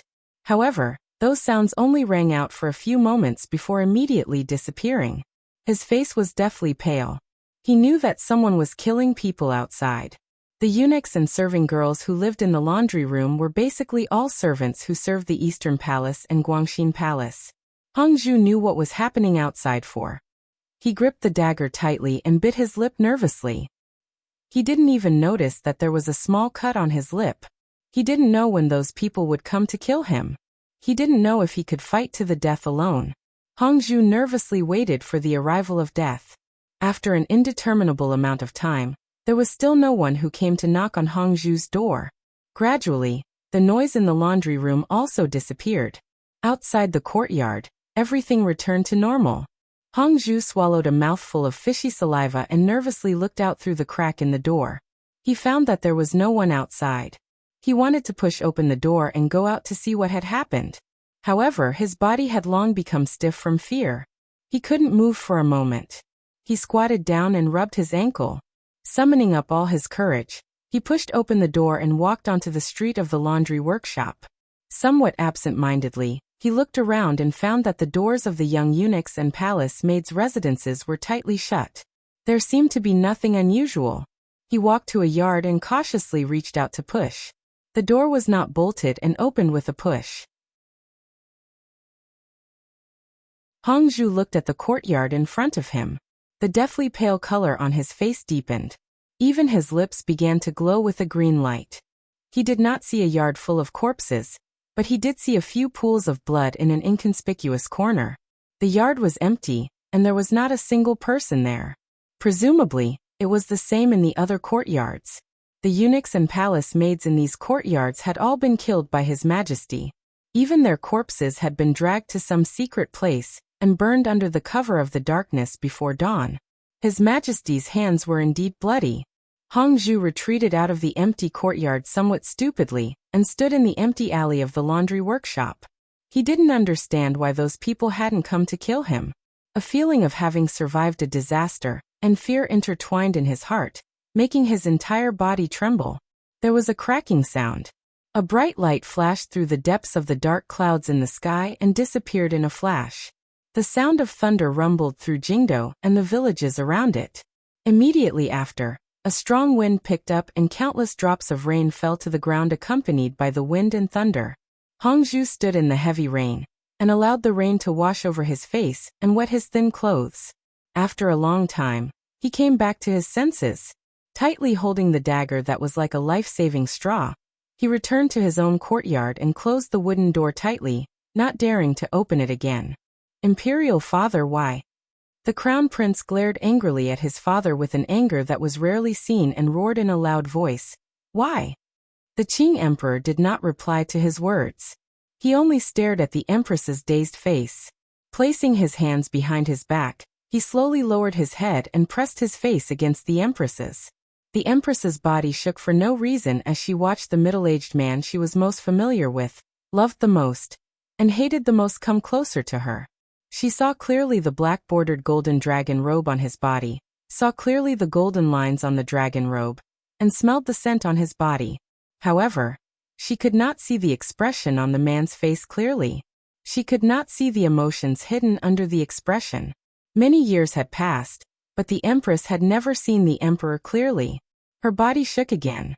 It was clear that this Empress felt fear toward the Emperor from the depths of her bones. The Emperor leaned close to her ear and quietly said, "You taught a good son." The Empress was startled. She had no idea why such a terrifying thing as purging the palace would happen today. Hearing the Emperor say it, only now did she know that it had something to do with the Crown Prince. However, the Crown Prince had been very stable and dutiful recently. What trouble could he have caused? Particularly after hearing the Emperor's words. An emotion unique to women made the Empress excited. In a sharp voice she yelled, "My son? Is he not your son?" The reply to the Empress was a crisp slap. The Emperor slowly pulled back his hand and looked at the Empress in front of him, who was covering her face and looking at him in disbelief. Coldly he said, "If you don't want me to depose you, then don't yell here."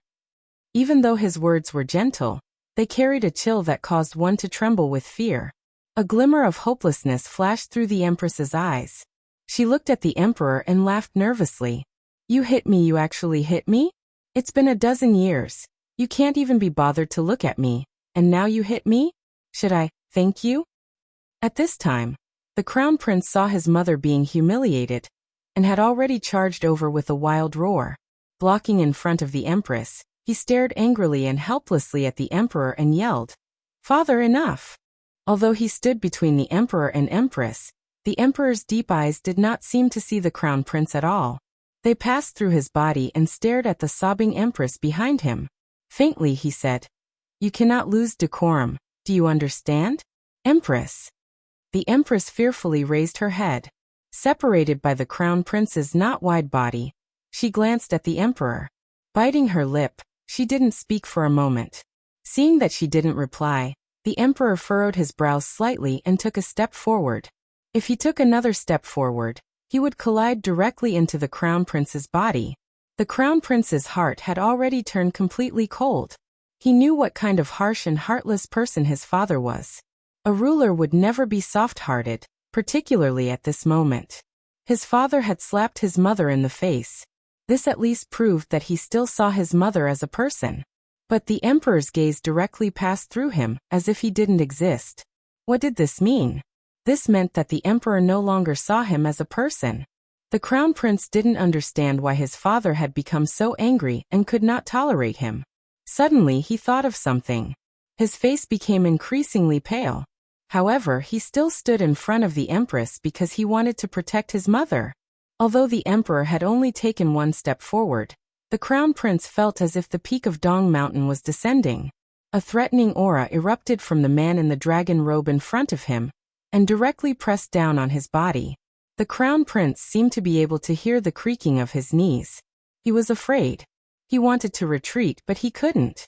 He knew that the Emperor was in a rage. He didn't know what the Emperor would do to his mother in his rage. Thus, he stood unyieldingly between the Emperor and Empress, and used all of his strength to resist the threatening aura.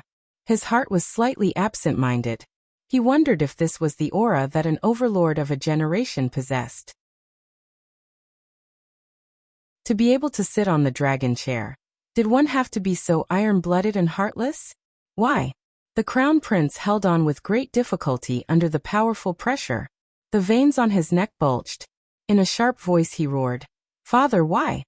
This time, the Emperor finally looked the Crown Prince squarely in the eye. Looking at the young man who dared to stand in front of him, a faint light rose in his eyes. His voice seemed to be squeezed out from between his lips as he scolded in a low voice, "Disgusting!" The Crown Prince understood. The Crown Prince had proven his guess. The Crown Prince broke down. The Crown Prince's legs weakened.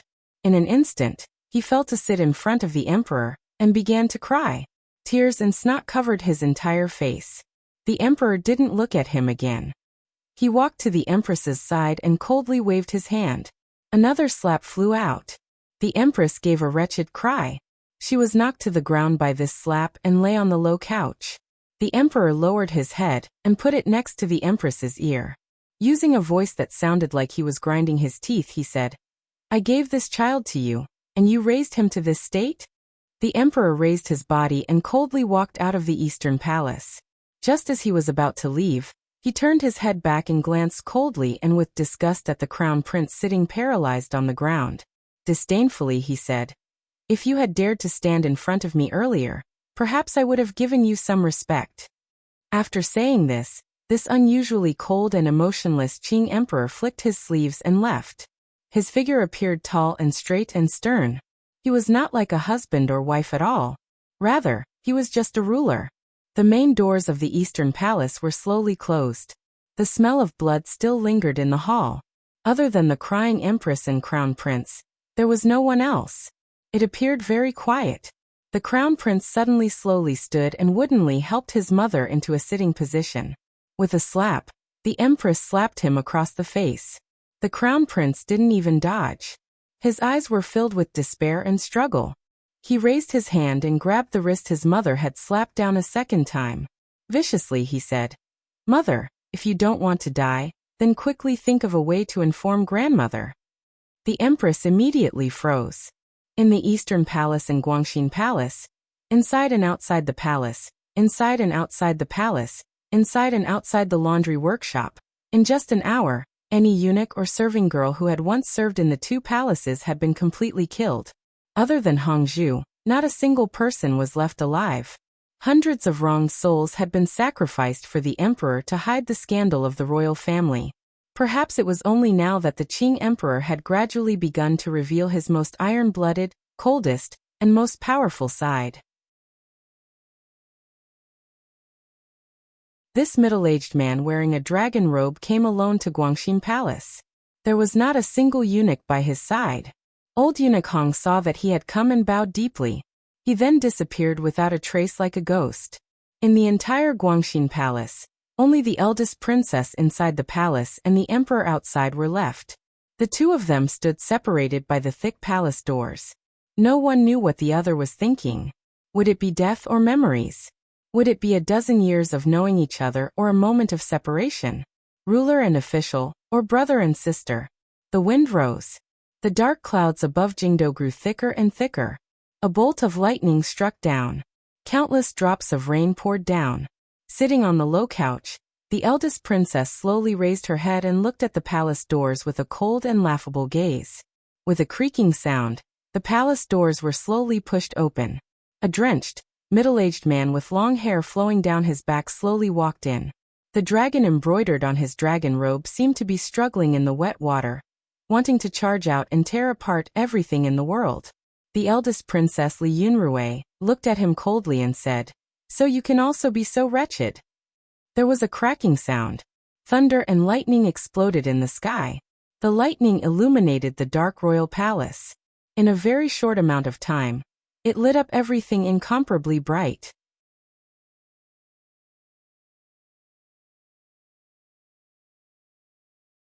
Chapter 503. A bolt of lightning flashed through the dark clouds above Jingdo. A moment later, a muffled clap of thunder rang out, shaking the entire royal palace and making it tremble. Heavy rain poured down, soaking everything in the royal palace. The rain quickly gathered under the palace and flowed down through the gaps between the glazed tiles. The sound was very loud. At this moment, it was still spring. Even if there was thunder, it should be dry thunder rumbling. However, this kind of thunderstorm weather inevitably seemed a little abrupt and strange. It was unknown if the heavens were angry, or if the Son of Heaven was already angry. The emperor walked through the main doors of Guangxin Palace. He turned around and slowly closed the palace doors.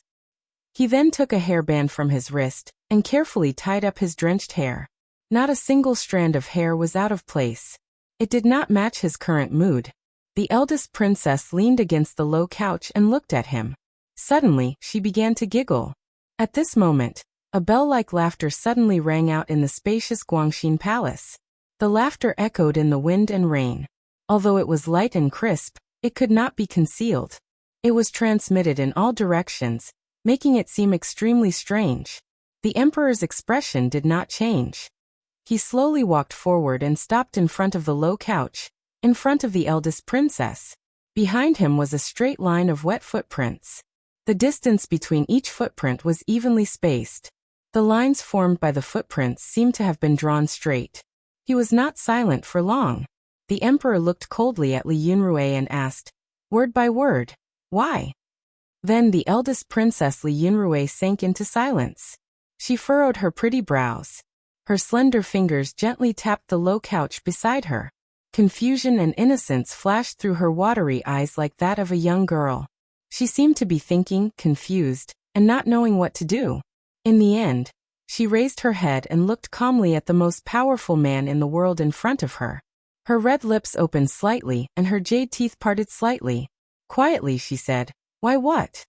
A long time had passed since the emperor asked that question. The emperor seemed to be very patient to hear the answer. Without waiting for the emperor to continue asking, Li Yunrui suddenly sucked in a cold breath. Blinking her large eyes, she used her hand to cover her mouth and said, you're asking why? Why? She suddenly laughed and stood up. Not showing any weakness, she stood in front of the emperor and stared at him with a pair of sharp, resentful eyes. Emphasizing each word, she asked, Brother Emperor, are you asking why your sister is in her 30s and still not married? Or should he ask why his younger sister seduced a scholar when she was only 15 years old? Or do you want to know why you keep so many gigolos? She gently bit her lip and took a step closer to the emperor. Staring into his eyes, she asked in a tone that was cold to the bone, why? Why did the eldest princess Li Yunrui give up glory, splendor, wealth, and a leisurely life to manage the palace treasury for the court for so many years?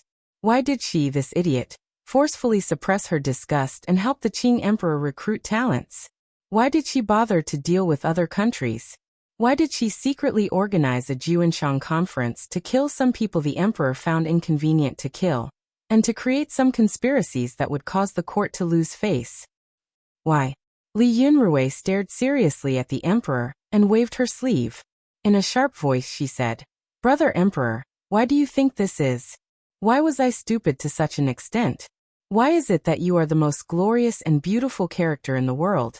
Yet I am willing to become the darkest character behind you. Why do I have to bear this reputation? The emperor was silent and cold, looking at her pitifully. The eldest princess suddenly laughed crazily. Isn't this all for you? My dearest brother, if you want to leave your name in the annals of history, then those dirty things must be borne by someone else. But have you ever thought about me? Me? The eldest princess angrily grabbed the emperor's dragon robe and hatefully said, I also want to ask you why. Why do you have to take away everything that belongs to me? Why don't you have any affection? Look at that illegitimate child of yours. You took everything from me and gave it to him. Why? I know that everything will be gone. I am willing, as long as you are willing. But it cannot be him. Why did it have to be him? Li Yunrui panted and then quickly calmed down.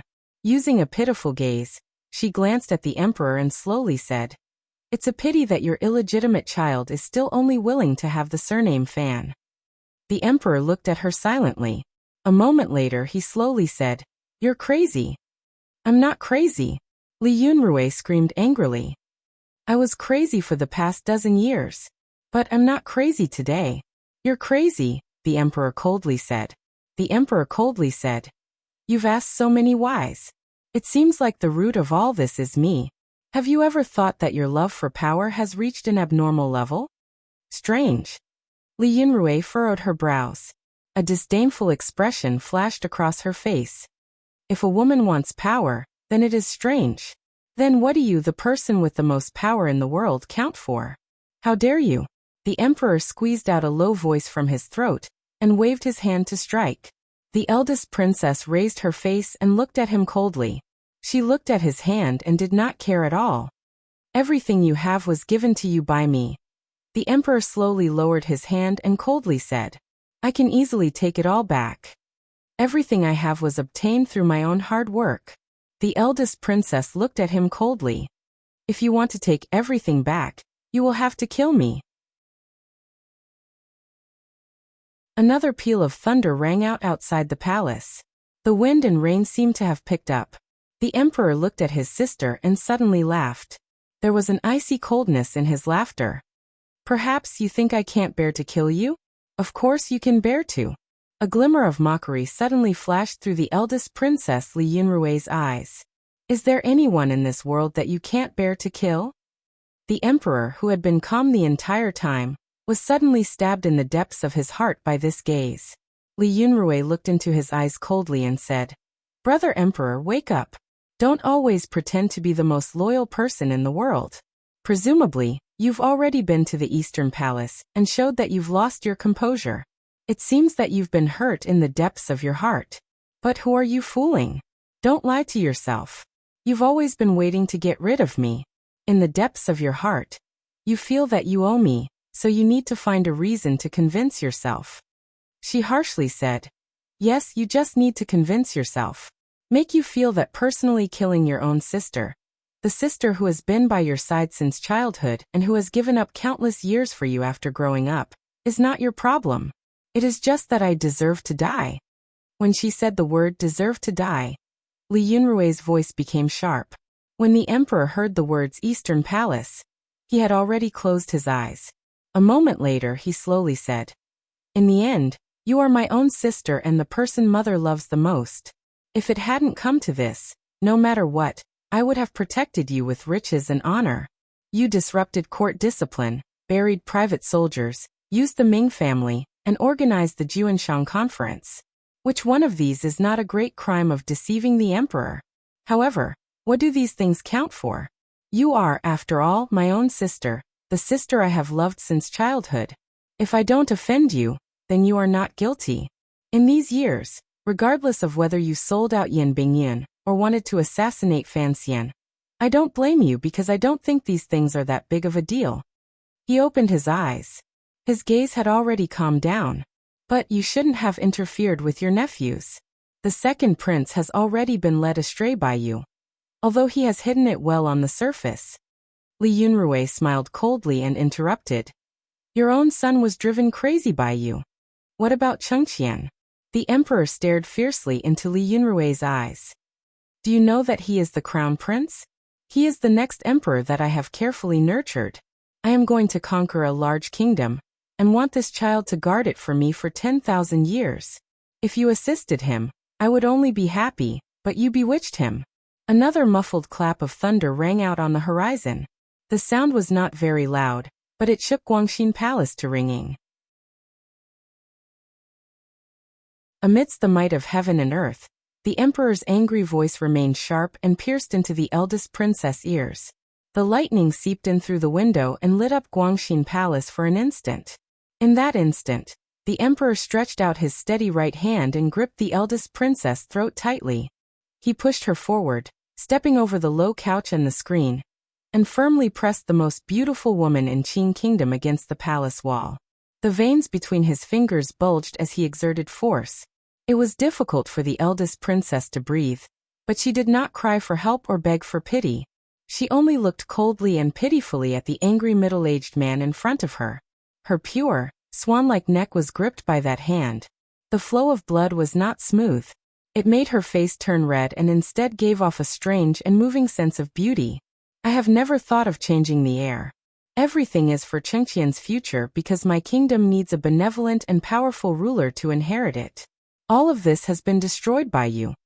The emperor roared angrily. "Why?" A glimmer of confusion flashed through the eyes of the eldest princess, whose face was completely red. Shortly after, it was a look of understanding. She smiled slightly and panted as she said, "So, all of this was an act. So Fan Xian was also being played by you. Presumably, in the future his death will be even worse than mine." Her body was gripped against the palace wall. The tips of her feet barely touched the ground. She looked very wretched. It was at this moment that she smiled with difficulty. "However, you definitely won't let Chengqian inherit the throne. Are you prepared to let Fan Xian be the emperor?" "No, brother emperor, I know you. Even if you die, you won't let Fan Xian take the lead." Hearing these words, The emperor's hand slowed a little. The eldest princess gazed at him with amusement and ridicule. She panted as she said, "Brother Emperor, you are too suspicious. You are too good at pretending. You wanted to train the crown prince, but you scared the crown prince like a mouse. He thinks that you can remove him at any moment. How can he not be afraid? How can he not need a reliable embrace like mine?" Embrace. The eldest princess Li Yunrui did not seem to be afraid of death at all. She continued to stimulate the emperor's eardrums. The emperor stared at her and only asked, "Why? Why?" Li Yunrui suddenly began to struggle under his hand. In the end, it only increased her pain. In a sharp and angry voice she cried out, "Why? There is no why. He likes me. That is the reason. I like to play with him, to play until you feel pain and despair." She giggled nervously. "I only found out today that your despair and pain are greater than I imagined. I am very satisfied." The emperor looked at her woodenly and slowly said, "He likes you. Can't I?" The eldest princess' beautiful face was completely red. It appeared particularly seductive under the occasional flash of lightning. She panted and proudly said, "Is there a man in this world who doesn't like me?" She looked at the emperor's face close to hers and suddenly froze. In a daze, she raised her powerless right hand and touched the emperor's face. In a tone filled with infatuation, she said, "Brother Emperor, you also like me." Shameless. The emperor slapped her hand away. Li Yunrui did not get angry. She only panted and said firmly, "You like me. However, I am your sister." But so what? Liking is liking. Even if you hide your thoughts at the foot of Dong Mountain or in the ocean, you will still find them. You can't throw away your thoughts. Not all men are as emotional as wild beasts. The emperor looked coldly at his sister, whose breathing was becoming more and more rushed. Not all men will bow down to your skirt. Women never think that they will stand above men. You're talking about Yi Qingmei, right? Li Yunrui suddenly spat at him viciously. "I am not her. You will never be as good as her." The emperor suddenly moved closer to her ear and said, "Even if you struggle for so many years, you will never be as good as her. You will never be able to reach her place in my heart. You know this yourself." A deathly gray color suddenly flashed across Li Yunrui's face. It was as if these words had struck her deepest weakness. A glimmer of cruelty flashed through the emperor's eyes. He continued to speak by her ear. "You can only forever chase after her footsteps, but you will never catch up. Now she and my son are going to take everything from you. Are you in pain?" Li Yunrui struggled to her feet and stared at him with a fierce and hateful gaze. "You're not even as good as my illegitimate son." Thunder rumbled outside the window. The emperor's soft words fell into the eldest princess's ears, but in the eldest princess's ears, they were even more frightening than the thunder outside the window. "You said earlier that you can play with all men. Why don't you play with him?" Li Yunrui's gaze gradually calmed. With great difficulty she said calmly, "He is Wan'er's husband." The emperor looked at her with a mocking and malicious gaze. "You even dare to act against your own nephew. Do you still know such a thing as honor?" The eldest princess gazed at him pitifully without showing any weakness. "There are 3 of us siblings, but there are 2 of us crazy. I don't know. Do you know? If you really knew, you wouldn't have taken your subordinate's sweetheart into the palace as a concubine." The sound of wind and thunder outside the palace suddenly stopped. A deathly silence filled the air. The emperor's hand was firm and unmoving. Clutching the eldest princess's weak throat, he didn't speak for a moment. "During the northern expedition, you were heavily injured. Your entire body was stiff and unable to move." The eldest princess coughed and viciously said, "It was Chen Pingping who suddenly attacked from thousands of li and risked great danger to save you from the mountains in the north. It was the Dongyi female slave, Lady Ning, who served you, a wooden person, along the way. The journey was so difficult. Director Chen could only drink horse urine and eat horse meat. But for these 2 benefactors, what did you do? You clearly knew that Chen Pingping liked Lady Ning, and that Lady Ning admired Chen Pingping. As the master, you stabbed a knife in and took Lady Ning. Brother Emperor, Don't think that just because I was young at the time, I don't know about this. Why was mother so angry? Was it just because of Lady Ning's identity? Why did she have to be executed? If Yi Qingmei had not interceded, Lady Ning and the great prince would have long ceased to exist. Do you know such a thing as honor? Don't say nonsense like Chun Pingping is a eunuch, the eldest princess said viciously. Do you think you are cleaner than me? What disappointed Li Yunrui was that the emperor did not seem to be shocked or uneasy. He only looked at her coldly. The emperor slowly increased the strength of his hand and said, word by word, before you die, you still did not forget to drive a wedge between me and Director Qin. Yunrui, I truly admire you, so I cannot keep you alive. In the Eastern Palace, the pitiful mother and son were still terrified and uneasy. The pale-faced crown prince was much better off than the empress. Although he knew that he was about to face a terrifying end, he was, after all, the son of the Qing emperor. He had always been raised as the next emperor. The terrifying calmness in his blood came into effect at this moment. If he wanted to save himself, he had to first save the eldest princess. The crown prince knew that there was only one person in this palace who could save someone from his angry father's knife. Furthermore, the emperor would not tell that person the truth. The emperor, who was filial to his mother, would not let the scandal of the royal family harm his elderly body. Thus, the crown prince knew that he still had a chance of survival. However, the Eastern Palace had long been surrounded by the people eunuch Yao had brought. It was impossible to make contact with people outside the palace. Even the trusted aides the empress and the crown prince cultivated in the other palaces were unable to get close in the thunderstorm.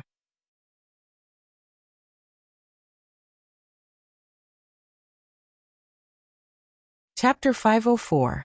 The heavy rain was still beating against the buildings in the royal palace, and the hearts of the people in the palace.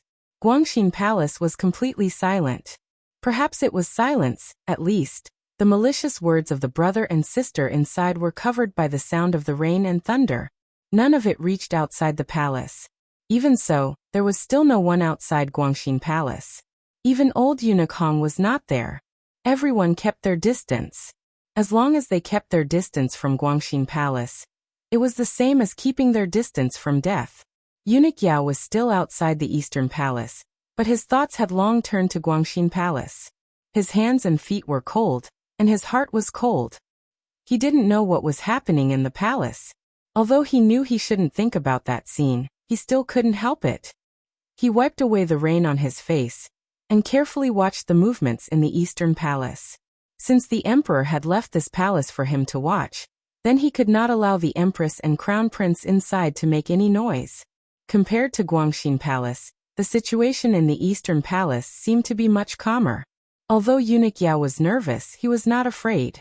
All of the servants in the Eastern Palace had been beheaded. Only the orphan and widow were left inside. No matter what, they wouldn't be able to make any noise. However, his eyes, which were wet from the rain, suddenly became dry and burning. Such a great fire!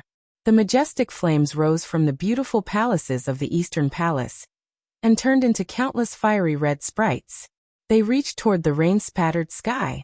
Incomparable heat accompanied the flames and quickly spread in all directions. Eunuch Yao's pupils suddenly constricted, but the red in his eyes did not fade at all.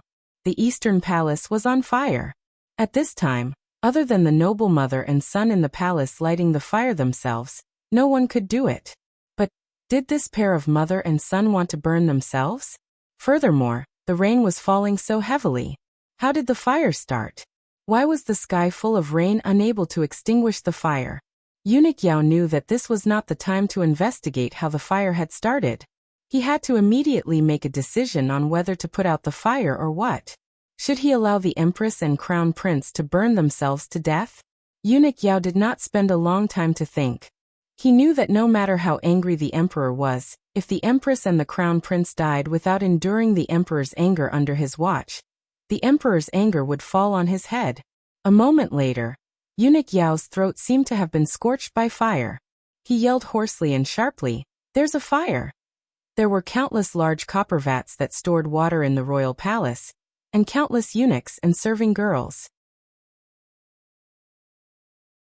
When the Eastern Palace caught fire, There were already people who reacted and rushed over, desperately trying to put out the fire.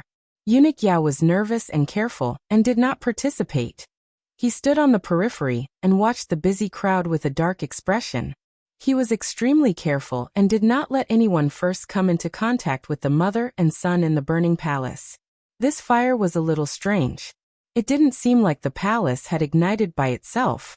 Instead, someone had used some highly flammable oil. So the fire was so fierce that even the rain couldn't extinguish it. However, when these materials burned out, the flame didn't have the power to continue. So it died out very quickly. There were loyal eunuchs and servants who broke through the blackened palace doors and wanted to charge in to save their masters inside. However, once the little eunuch broke through the palace doors, he found his vision darkened. For some reason, he had been hit in the head by a wooden pillar and fainted. Eunuch Yao coldly walked in first. The guards and eunuchs behind him once again surrounded the eastern palace, blocking the people fighting the fire outside the palace. The eastern palace had already been burned to a wretched state. On the stone floor in front of the palace, the empress was being held in the arms of the crown prince. Other than a few burn marks on her body, she was in a sorry state after being soaked by the rain. Eunuch Yao bowed slightly. The fire has been extinguished. His meaning was very simple. Since the fire had been extinguished, the two masters had to temporarily stay in the palace. The crown prince, who had a string of blisters on his palm, stared into Eunuch Yao's eyes. A ruthless expression flashed through his face. He said each word clearly, "Unless you kill me now, the entire royal palace will know of the fire in the eastern palace. How long do you think you can hide it?" Then the crown prince raised his voice and calmly said, "I am fine. It's just that mother has fainted from the smoke." His voice easily traveled outside the eastern palace and fell into the ears of the people who had come to put out the fire. It made their hearts relax. As long as the empress and crown prince were fine, they wouldn't have to be unlucky. However, when this voice fell into the ears of the eunuchs and guards surrounding the eastern palace, it represented another meaning. Eunuch Yao's body shook and he slowly raised his head. Looking at the normally ordinary crown prince in front of him, he furrowed his brows slightly. Only now did he realize that this crown prince was, after all, the emperor's own son. At the moment of impending disaster, this kind of decisiveness and self-immolation was used beautifully. The emperor had to take care of family matters and maintain his face, so he had chosen the darkest hours before dawn. Heaven had played along and sent down a thunderstorm to liven things up. Hundreds of servants had already died in the royal palace. It was to cover up the people's torrent of mouths. However, there was a fire in the eastern palace. Everyone knew that the crown prince and empress were safe and sound. This matter could no longer be kept quiet. The so-called family matters were gradually turning into national matters. Eunuch Yao looked at the calm crown prince.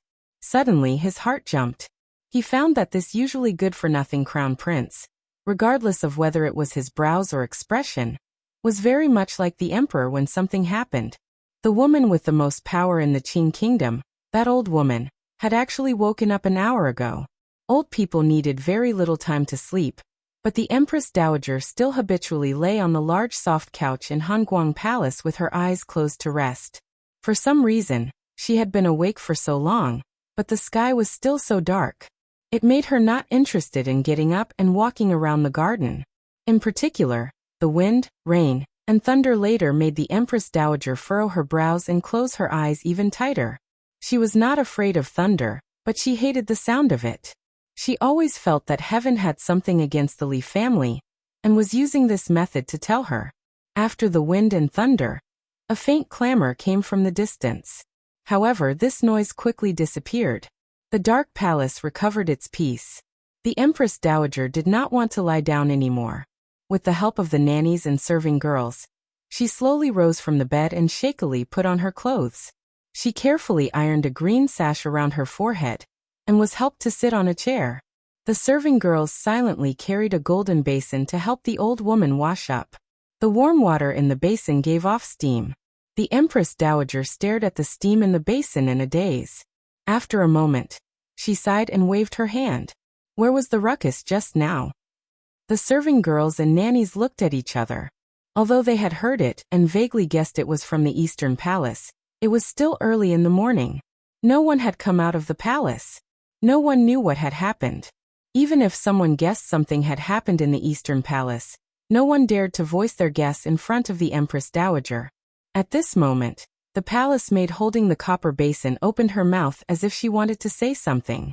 An old eunuch slowly walked in from outside the palace. In the entire royal palace, other than the emperor, only this old eunuch could enter the Empress Dowager's palace without being announced.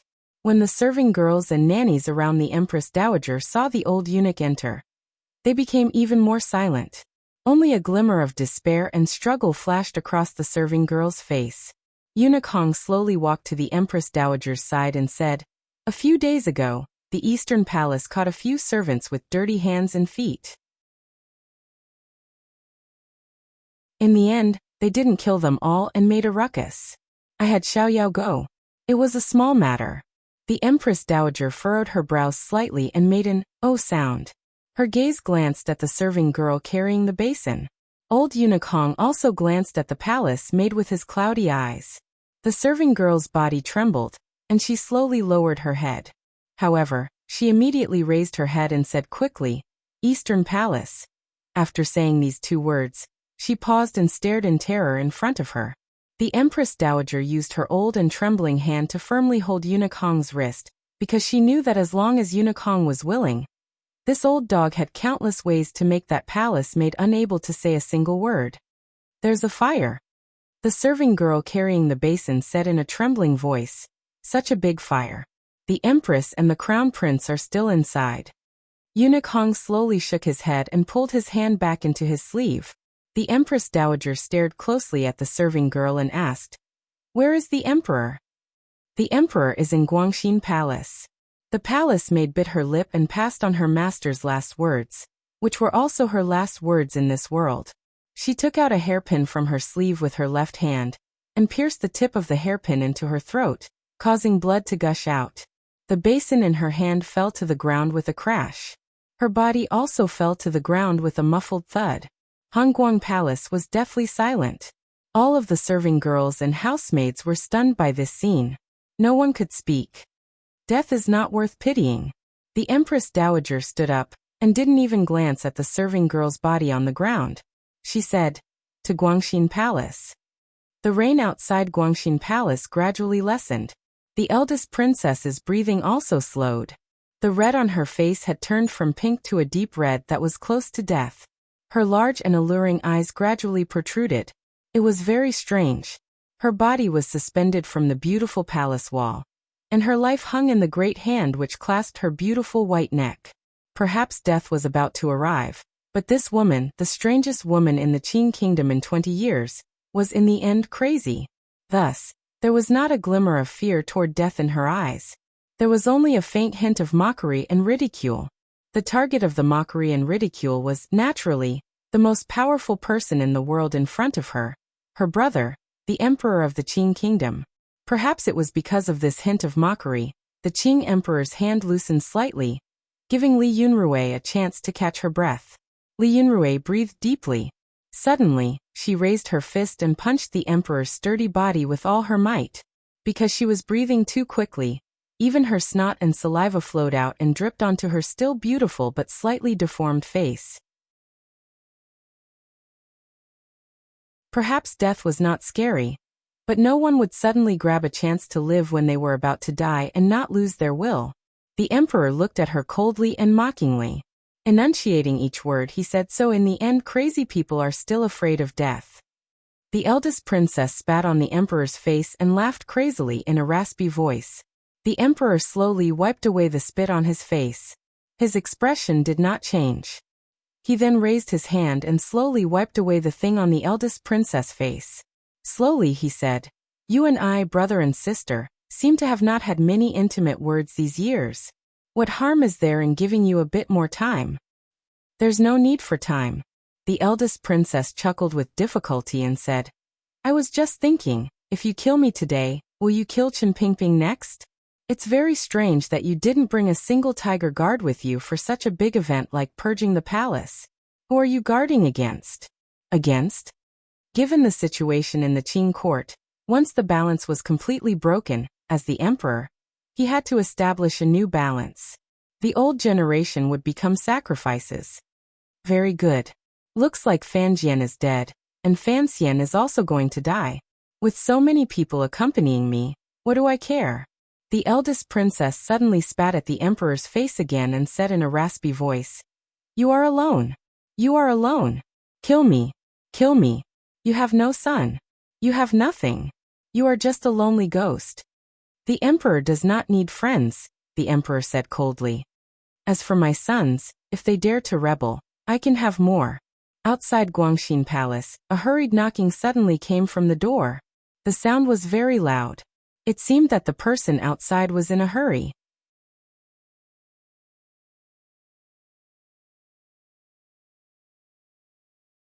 Chapter 505. The emperor slowly closed his eyes and said, "You overestimated my patience. I underestimated your power in the palace." The eldest princess gazed at the emperor and panted, "I know you have always been giving me chances. In reality, I have also been giving you chances. As long as you don't want to kill me, I simply cannot summon the courage to harm you. In this life, I am already used to being behind you. It is not an easy matter to completely stand in front of you. I don't want to harm you, so I have never acted. Yet, you have made me despair." Li Yunrui panted. Shortly after, she smiled gently and said, "So kill me. If I am alive, I will do everything in my power to kill you." "No one can kill me," the emperor said calmly.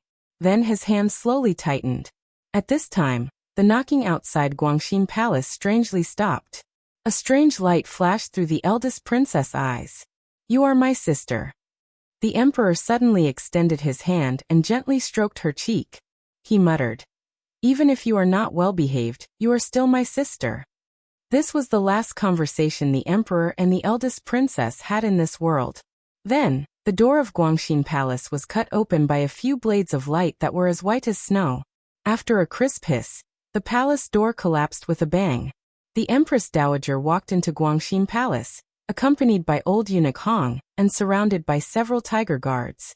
Her face was calm, but her eyes were unusually panicked. "Son!" The Empress Dowager looked at the shocking scene in front of her and screamed. The eldest princess glanced at the emperor close to her with a slightly dazed gaze. She found that after the emperor heard this scream, a self-mocking smile rose to the corners of his lips. She didn't know who this smile was mocking. One finger, gradually loosened from the eldest princess' red neck.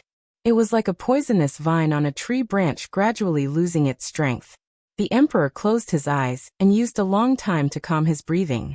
He then slowly pulled back his hand and turned his body, slightly tidying up his dragon robe that had been messed up by the eldest princess. He expressionlessly welcomed his mother. Holding her hand, he quietly said, "Mother, let's go back." The Empress Dowager's gaze stopped on the eldest princess who had collapsed against the palace wall and was caressing her burning red neck. She was trembling all over.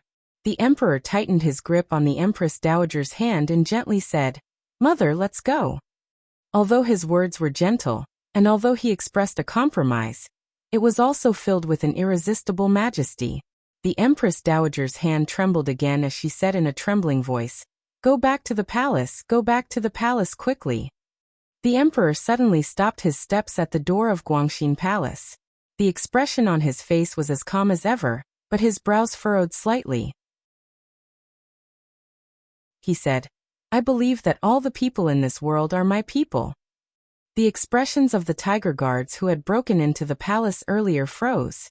With a few gusts of wind, the tiger guards following the Empress Dowager let out a few miserable groans and fell into a pool of blood. The emperor respectfully held the Empress Dowager's hand as they left Guangxin Palace. Old eunuch Hong followed behind him with his hands in his sleeves. The palace gates of Guangxin Palace closed once again, shutting off the eldest princess's panting sounds inside. The court conference had been delayed by an hour. The opening time of the 13 city gates of Jingdo had also been delayed by an hour. This hour was enough for many things to happen in the royal palace. It was also enough for the civil and military officials in court to have a general idea of what the emperor had done. Thus, no one dared to actually go to the royal palace after an hour. All of the officials attending court followed their original time and waited obediently outside the royal palace's city gates. However, the atmosphere today was very strange. No one gathered together to discuss or chat. Even exchanging pleasantries seemed to have become a crime. The abnormal silence made everyone feel a sense of pressure. Before dawn, most of the eldest princess's power in court and in Jingdo had been swept clean. Some of these powers were not even known to the officials in the past. The operation this time had come so quickly, acted so decisively and ruthlessly, and pulled the net so cleanly and efficiently. It made these officials feel a glimmer of coldness. It was said that the person in command in Jingdo was that old dog of the Overwatch Council. The officials knew how high the level of this matter was. Standing in front of the royal palace and analyzing their own thoughts, they understood that this world was, in the end, the emperor's world, not the prince's world, much less the eldest princess's plaything. As long as the emperor wanted to make a move one day, he could easily sweep these people clean. It was only at this moment that the officials recovered their usual reverence for the man sitting high on the dragon throne. Only then did they remember that they seemed to have gotten used to His Majesty's silence over the years, and had forgotten his supreme glory and great achievements in the past. However, the officials could not just silently accept it because they didn't know what would happen in the court conference next. If the emperor wanted to use this matter to carry out another large purge of the court, the elders of the Hall of Governmental Affairs were worried that the Qing Kingdom's bureaucracy would not be able to withstand such a storm. Commissioner Fan had already arrested too many officials. If he arrested another group, who would work for the court, even more people were guessing how Her Highness the eldest princess had offended His Majesty and ended up in such a state. No matter what, these officials could not guess the true cause of the incident. Naturally, they could not associate it with the bloody and gloomy scenes in the imperial palace. There was no news coming from the royal palace. It seemed very calm. The whips rang out. The officials lined up in order. Among them were the scholars Xu and Hu, who were at the very front of the Hall of Governmental Affairs, as well as the Minister of Revenue, Fan Jian. However, there were a number of people missing from the ranks below the dragon chair. These people were probably in the Supreme Court or the Overwatch Council. The officials entered with their heads lowered. After a moment of silence, they were shocked to find that there was no one on the dragon chair. Xu Wu glanced at Hu the scholar worriedly. Although he didn't say anything, his gaze had already conveyed enough information. This old scholar had served the emperor for many years. He knew the emperor's will and methods. Since he had said to delay by an hour, then the emperor must have the confidence to finish everything within an hour. Given the emperor's bearing, he would not do or say anything he was not confident in. However, an hour had passed and he still had not come to court. Could it be that the matters in the palace had become so troublesome? The rain in Jingdo had long stopped. The red clouds of dawn floated on the horizon. Although it was not hot, it was enough to make those who saw it feel a glimmer of warmth. However, the Qing officials in Taiji Palace felt cold, nervous, and uneasy in their hearts. Following a eunuch's salute, the man wearing the dragon robe finally arrived late. After the loud cries of "Long live the Emperor," he spoke in order, handed over memorials, and passed them down for approval. All of the procedures of the court meeting appeared smooth and natural. On such a morning, no one dared to make the emperor the slightest bit angry. Xu Wu raised his head and stole a glance. He found the emperor sitting on the dragon chair with a calm expression. There was only a slight hint of exhaustion. Someone had to do anything that provoked bad luck. After all, the rules of the court were there, and the civil officials had their duties. 2 ministers had suddenly been arrested and thrown into prison. 3 out of 10 imperial censorates of the imperial censorate were gone, and 2 large bloody cases had suddenly appeared in Jingdo. For such a major matter, it was impossible to avoid it even if one pretended to be deaf and mute. Xu Wu sighed. After quietly apologizing to himself in his heart, he stepped out of the ranks and slowly spoke of what had happened last night. He then respectfully asked for the emperor's edict. The emperor propped his chin on the chair. After a long silence, he slowly said, "The matters of the Overwatch Council are all under my orders. These people are all in prison." Normally, Xu Wu dared to directly clash with the emperor and sternly admonish him. He knew that this was only because the emperor needed a somewhat comical and frank official like him. However, today's matter was very important. No matter what, he could not rashly ask. He swallowed and moistened his somewhat dry throat from nervousness. Respectfully he asked, "I do not know what Minister Yan and the others have done." The emperor glanced at him, closed his eyes and waved his hand. Eunuch Yao had already taken out a number of memorials and files from the yellow silk box beside the dragon chair. He jogged down the royal platform and distributed them to the old officials standing at the very front. Of course, old people like Xu Wu and Fan Jian knew what was written in the memorials and files. They had long guessed it, but when they read it themselves, they still had to show an expression of shock, anger, and guilt. The files were, of course, the results of the Overwatch Council's investigation. The crimes of the officials who had been thrown into prison last night were all as clear as could be. The confessions were all there, and the witnesses and material evidence had already been sent to the Supreme Court. It was completely against those officials. It was impossible to give them any chance to turn things around. The three expressions these officials put on in court were to show the emperor that they knew nothing about the crimes of Minister of Appointments Yan Hangshu and the others, which was why they were shocked. As colleagues in court, they were incomparably angry at these sinful officials who took the emperor's salary, but deceived the emperor and bullied the people. As for guilt, it was because they had been in court for many years, yet they had not discovered these sinful officials' wild ambitions ahead of time. They had not told the emperor ahead of time, and exposed these people's ugly faces. They could not escape the crime of not knowing people well. They had worked hard for the emperor's sacred judgment. They could not help but feel ashamed to the emperor, the court, and the people of Qing Kingdom. These three expressions were done very well, but the emperor's expression remained indifferent. A self-mocking and mocking smile appeared at the corners of his lips. The reason he had come to court an hour late was because he had to comfort his mother in Hongguang Palace and take care of everything in the royal palace. It was clear that he had not explained to the Empress Dowager the reason for his anger. Strangely, the emperor was not very disappointed that he had not been able to secretly erase the eldest princess.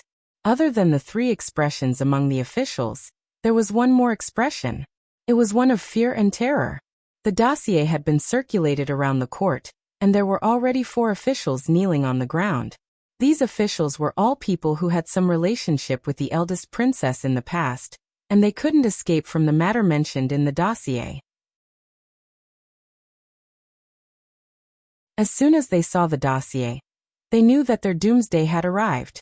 These 4 officials knelt in Taiji Palace and kowtowed with all their might, but they did not cry out for the emperor to spare them. They knew that the emperor hated those who shamelessly begged for mercy the most. The emperor glanced coldly at the 4 officials and said, "The crime does not reach the masses." The 4 officials' bodies shook. It was as if they had not thought the emperor would so easily spare them. The joy after the shock made one of them unable to resist sitting paralyzed on the ground, and unable to speak for a moment. The emperor furrowed his brows and glanced at that person, but didn't say anything. After the court conference, all that was left in the royal study was the true center of power in the Qing Kingdom. The Hall of Governmental Affairs, as well as the heads of the 6 ministries and 3 temples, still sat on embroidered stools as usual. However, these important figures seemed to feel like they were sitting on the tip of a needle, and were very uncomfortable. There were no crown princes listening. The officials were guessing in their hearts, but they did not show anything on their faces. The emperor glanced at these people and slowly said, "There are some things that I can say in court, but there are some things that I can only say here because you are all pillars of the Qing Kingdom. The emperor's family matters are also part of the affairs of the country. You must know." Everyone's heart tightened. They knew that this was going to talk about the eldest princess matter. They quickly bowed forward. "Yan Hangshu and the others are only claws and teeth. I will not kill them lightly." The emperor leaned against the low couch and said, "I will not make any major movements in court. Never mind, you can read first." At this moment, the files in the hands of the ministers were not the ones that were circulated in the imperial court. Instead, they were true secrets, so the ministers did not need to disguise the 3 expressions, because these three expressions came from the depths of their hearts. The eldest princess Li Yunrui betrayed the head spy of the Qing Kingdom's Overwatch Council stationed in northern Qi, Yan Bingyun, colluded with the Ming family, secretly formed pirates, and stole goods from the palace treasury, secretly ordered the Jiaozhou navy to massacre the island, ordered assassins to assassinate court officials in the streets. Shu the scholar's fingers holding the files were trembling. Although these officials knew that the eldest princess was powerful and ambitious, they had not expected it to be to such an extent. In particular, these 4 crimes were too frightening. When the Qing Kingdom and Northern Qi were negotiating, the Northern Qi people had suddenly thrown out a bargaining chip that caught the Qing Kingdom unprepared and shook the court. The capture of the head spy of Northern Qi had been single-handedly orchestrated by the eldest princess. The shock of that matter was too great. Many officials still remembered it vividly, particularly after a snowstorm of words floated through Jingdo. Each word on the paper pointed directly at the eldest princess, and forced her to leave the capital helplessly. Yan Bingyun was now the head of the 4th Bureau of the Overwatch Council. This was something all the officials in the royal study knew. The officials had thought it was just a verbal attack. Unexpectedly, it was true. This. Shu Wu's heart was filled with anger, but he couldn't say anything. The investigation in the files was too detailed and clear. Even if these officials didn't believe it, it was still difficult, particularly since the witnesses of the last 3 crimes were still locked up in prison. There is a little thing called the Juanshang Conference, the emperor said with his eyes closed. It was something Yunrui made. Although the accounts master ran, in the end, the Black Knight still captured a number of people. As for the assassination in the streets, those 2 assassins are still in prison. Who the scholar was slightly more composed. Although he didn't know why the emperor wanted to bring the matter of the royal family to the table, he still asked sincerely, could there have been a mistake? After all, it was all the results of the Overwatch Council's investigation. These words were spoken very clearly. Everyone understood. If these great crimes were truly pointed at the eldest princess, there would be no possibility for the eldest princess to rise again in the Qing Kingdom. However, everyone knew that ever since Fan Xian took control of the Overwatch Council, he had fought to the death with the eldest princess, openly and secretly, in Jingdo and Jiangnan. If the eldest princess lost power, then Fan Xian's faction would become the one with the most weight in court. Thus, who the scholar reminded the emperor. The emperor slowly said, the matter was indeed all investigated by Fan Xian, but this young man would not use such petty tricks as framing someone. The assassin's confessions and the Jiaozhou Navy general's signatures are all there. The account books are also there. The Ming family's confessions have all come out. There is no need to be suspicious. Who the scholar saw that the emperor did not listen to his secret advice. He knew that the emperor must have other plans in his heart, so he returned to silence. Fortunately, Yan Bingyun did not die. The emperor suddenly opened his eyes and coldly said, otherwise, how could I face the people of the Qing Kingdom?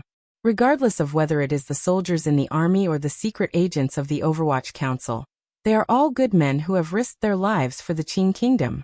Yet they were all sold out by the nobility for their own selfishness. Sold out. His voice rose and he said with disgust, disgusting. There was silence in the royal study. After a long time, the emperor tiredly said, but after all, Yunrui is my sister. If you all have any resentment, feel free to explode at me. After these words were said, all of the officials in the royal study knelt in unison on the ground and repeatedly said they did not dare. They all felt it was very strange. What kind of status did the eldest princess have?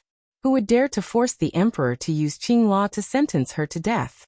However, wouldn't it be better for these things to be handled in the palace? Why did the emperor have to tell them so openly, explode? God, where did the emperor get these words from? To prevent the people from discussing, the eldest princess Li Yunrui's title and fiefdom will not be removed, the emperor suddenly said. Ren Xiaoan, the official of Taichung Temple, Ren Xiao, and who was kneeling at the back, quickly moved a few steps forward. His legs were shaking, and his heart was beating like a drum. Originally, the royal study meeting had nothing to do with him. Earlier, He had been suspicious and afraid. Only now did he understand that the emperor wanted him to accept the edict.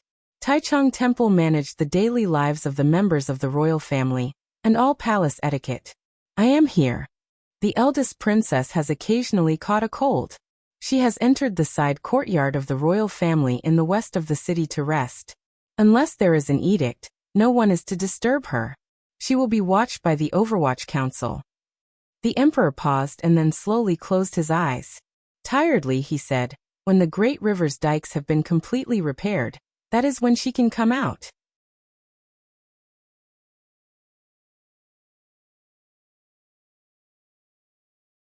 Chapter 506. My apologies, I will write less these days. I am truly sorry. There is something wrong with my mental state, and I keep feeling my heart palpitate. I don't know why. It should be a mental problem, not a physical problem. I wish everyone a happy weekend. There was a fire in the imperial palace. Although it was raining heavily that day, and the fire came out of nowhere, intentionally or unintentionally, the crown prince's tutors and others all saw the crown prince, who had been frightened and was not very willing to speak. Thus, in the following days, the crown prince did not listen in at the side of the royal study. There was a good reason. Not many people would suspect that there was something fishy hidden in it. The royal courtyard was where Lin Wan had prepared to get married and moved out of the royal palace to live. It was also where Fan Xian had climbed the wall countless times. However, if he wanted to climb it again, he would certainly be shot into a hedgehog by countless crossbow arrows. The defense around the courtyard was tight. The 4 streets along the courtyard had long been sealed off. It was like a large square. The courtyard was the small circle inside, and the outside was the Overwatch Council's tight blockade. Nominally, it was the eldest princess who was recuperating in that small circle, but the officials in court knew that this princess was imprisoned here by the emperor. The Overwatch Council watched her very closely. Not even a mosquito could fly in, so news could not come out. How long would she be imprisoned for? A carriage, accompanied by guards, slowly approached from the east. The owner of this carriage had entered the palace earlier, but had not received any news. Thus, he was taking a great risk and coming to the royal courtyard in the west of the city. The driver was Tung Zijing. This carriage, with the Fan family's square and circle insignia, was coldly stopped half a street from the courtyard. The curtain was lifted slightly, revealing Lin Wan'er's tired and slightly sorrowful face. She had entered the palace to see the Empress Dowager, but did not see the Empress. Although the Empress Dowager did not say anything, the atmosphere in the palace and the strangeness of certain details had already confirmed the suspicions in her heart. Regardless of whether it was from Fan Xian's point of view or the royal family's point of view, she should not have come to the courtyard today. Even though it was her mother who was imprisoned inside, she could not help but come. She had a very inauspicious feeling that if she did not see that woman again, she would probably never have the opportunity to see her again in this life. How many years? Madam, the edict is clear. No one is allowed to disturb His Highness's rest. An official of the Overwatch Council said calmly. Why don't you go ask for an edict?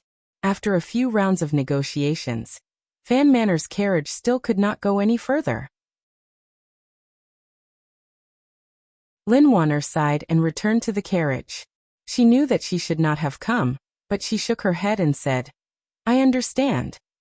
The Overwatch Council official let out a sigh of relief and quickly bowed to express his thanks. If it had been any other official or noble who wanted to come to the courtyard to see the eldest princess, the people of the Overwatch Council would have long taken sticks and chased them out. However, the woman in the carriage was the eldest princess' own daughter.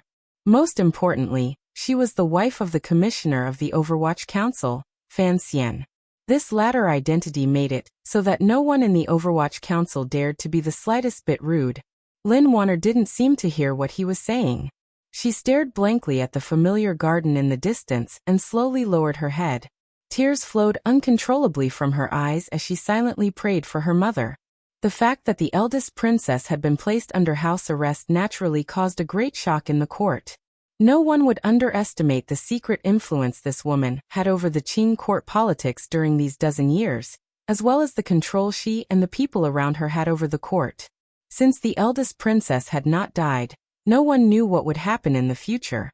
Fortunately, the emperor had swiftly and decisively cleaned out the eldest princess faction, and perfectly displayed an emperor's terrifying control and killing power.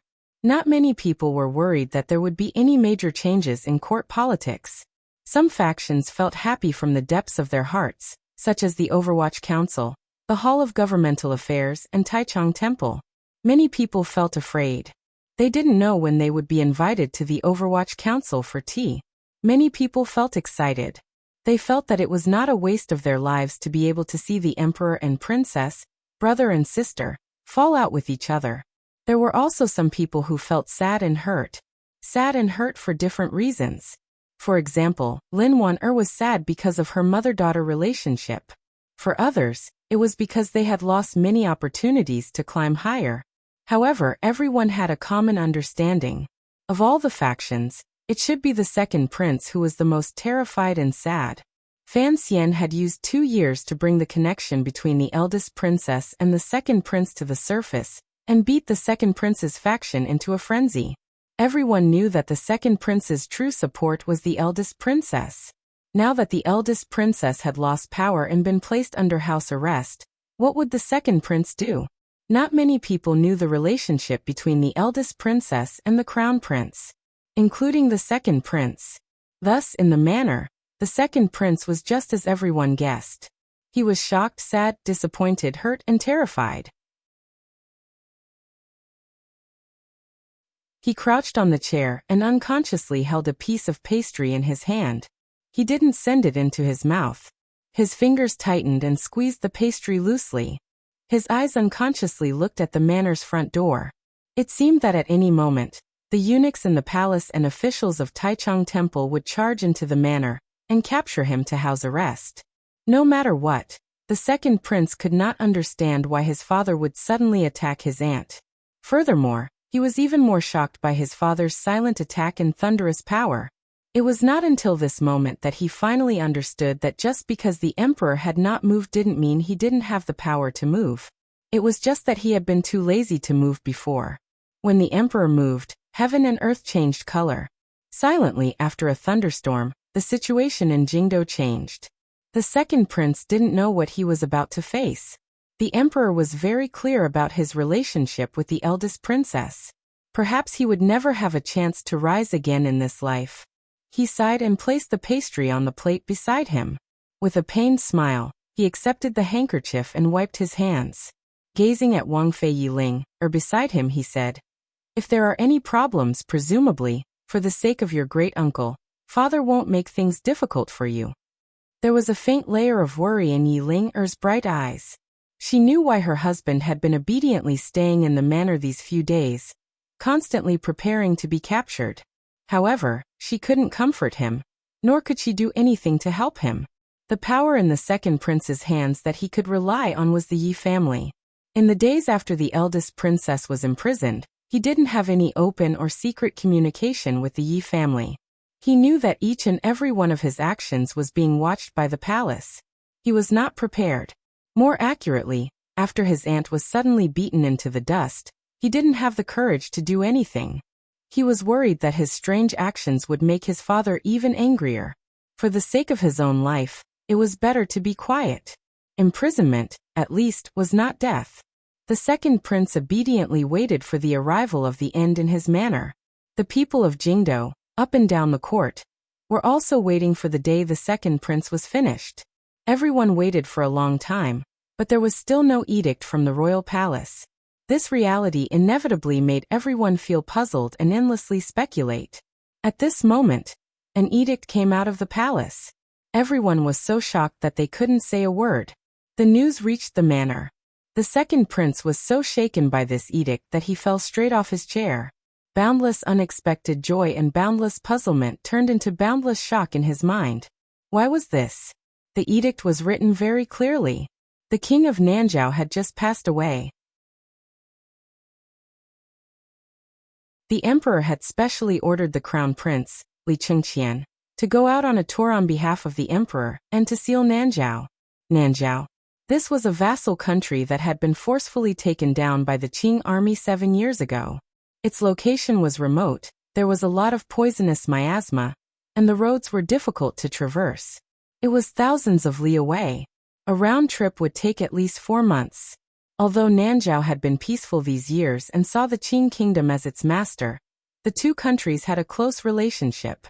When the king of Nanzhao passed away, the Qing kingdom had to send a person of considerable status to mourn and attend the ceremony. But why the crown prince? This was completely against common etiquette. Why not the great prince? Why not Hu the scholar? Why not Fan Xian? At such a sensitive time, the crown prince was suddenly sent thousands of li away to Nanzhao. What did this mean? Could it be a form of exile? The eldest princess had been placed under house arrest. Everyone had thought that the second unlucky person would be the second prince. No one had expected it to be the crown prince. Did the emperor finally have the thought of dethroning the crown prince? Although the details of the current situation were not enough to support this judgment, the crafty officials in court all sensed that there was something strange in the wind. However, they could not understand it. The second prince himself was the person who could not understand it the most. He only felt a chill run through his entire body. His father's actions were always so unexpected and chilling.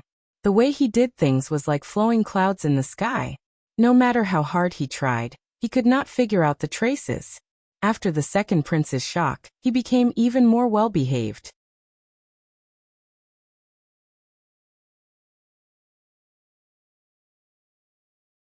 Chapter 507. In the Jiangnan region far from Jingdou, the feeling of spring had already enveloped the willows of West Lake. By the side of West Lake, the color of spring was even stronger in the Prung family manor. A row of green trees along the back of the manor happily stretched their wastes, greedily sucking in the moisture in the air and the sunlight that warmed day by day. However, the owner of the manor was not very happy, nor did he have the leisure to stretch. With a bitter expression, he read through the council bulletins and court bulletins that Tianjing had recently sent over, and even the flowery newspaper the palace did. He still did not relax. In the end, he quietly discussed the news from Baoyue Brothel's channels with Shi Chanli and finally confirmed the path of development of the matter. It was just as the intelligence report said. The eldest princess was under house arrest in the courtyard in the west of the city, and the crown prince had an imperial order to go to Nanzhao Kingdom thousands of li away to observe the ceremony. Currently, these were the two most direct results of the matter. Thus, the young owner of the manor couldn't help but sigh and repeatedly shake his head. Shi Chanli looked at him curiously and asked, "Sir, although I don't know why the emperor is angry, after this matter, the eldest princess will no longer be able to harm you in court or in Jiangnan. Is that not a great thing? Why are you still so unhappy?" Fan Xian looked at him with slanted eyes and swallowed his words a moment later. He waved his hand in boredom and said, "We'll talk about it later.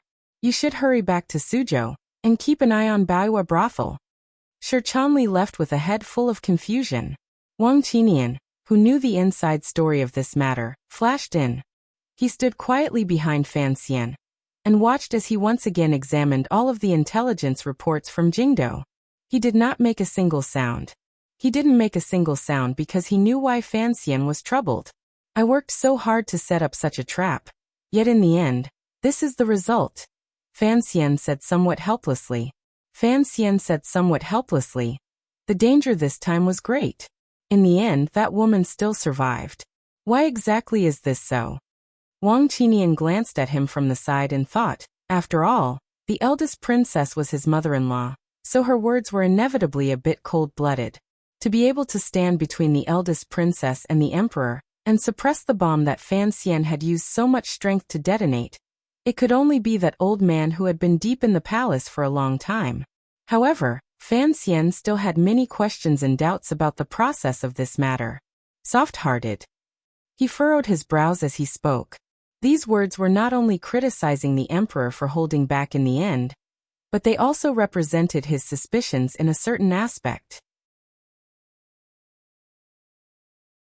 Why had the eldest princess not even made a decent counterattack before being so easily taken care of by the emperor? Even if he knew that the actions outside the palace were personally arranged by Director Qin, based on his understanding of his mother-in-law, for her to quietly allow herself to be captured, it really did not match her reputation as a madwoman. I told you the eldest princess likes the emperor, Fan said. Fan Xian pursed his lips and said, I just didn't think she would be infatuated to such an extent. Before the emperor truly acted and had the intention to kill, she actually wouldn't actively resist. What kind of world is this? No. Fan had fan. Fan. And fan of fan. With of fan in. Fan he of fan said. Of fan of fan, and said. And of fan of he. No matter how arrogant or rebellious one was, no one dared to say such treasonous things in their own yard. Yet Fan Xian had said it and said it in front of him, forcing him to listen. Wang Qinian coughed unhappily. He knew that his life, death, wealth and honor in this life had long been tightly tied to Sir Fan Jr.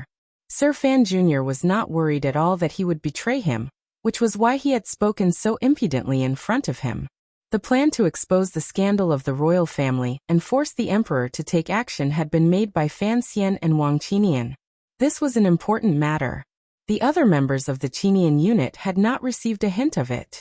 As for Yan Bingyan, he was completely in the dark. Fortunately, Jiangnan was far from Jingdou. Fan Xian and Wang Qinian's plan only burst forth 2 months later. Even an immortal would not be able to guess that this matter had something to do with the two of them. Unless Hongzhu suddenly had the courage to kill himself and his friend. There are a few places in the council report that are worth paying attention to. Although he had done something disloyal, Wang Qinian was still not used to talking about disloyal subjects. He pointed painfully at a few places in the council report and forcefully changed the topic. He reminded, the arson case in Huichan Hall, the fall of a relative, and the sudden death of a royal doctor. There is something fishy about these 3 matters. Oh. Fan Xian turned his head and glanced at him. The council report did not connect these 3 matters. The palace would also not allow anyone with intentions to see the connection. The problem was that the two of them knew these 3 places too well. They knew the root of these matters. Do you not think that the eldest princess and crown prince killed to silence them? That is only medicine. Medicine cannot be considered evidence at all.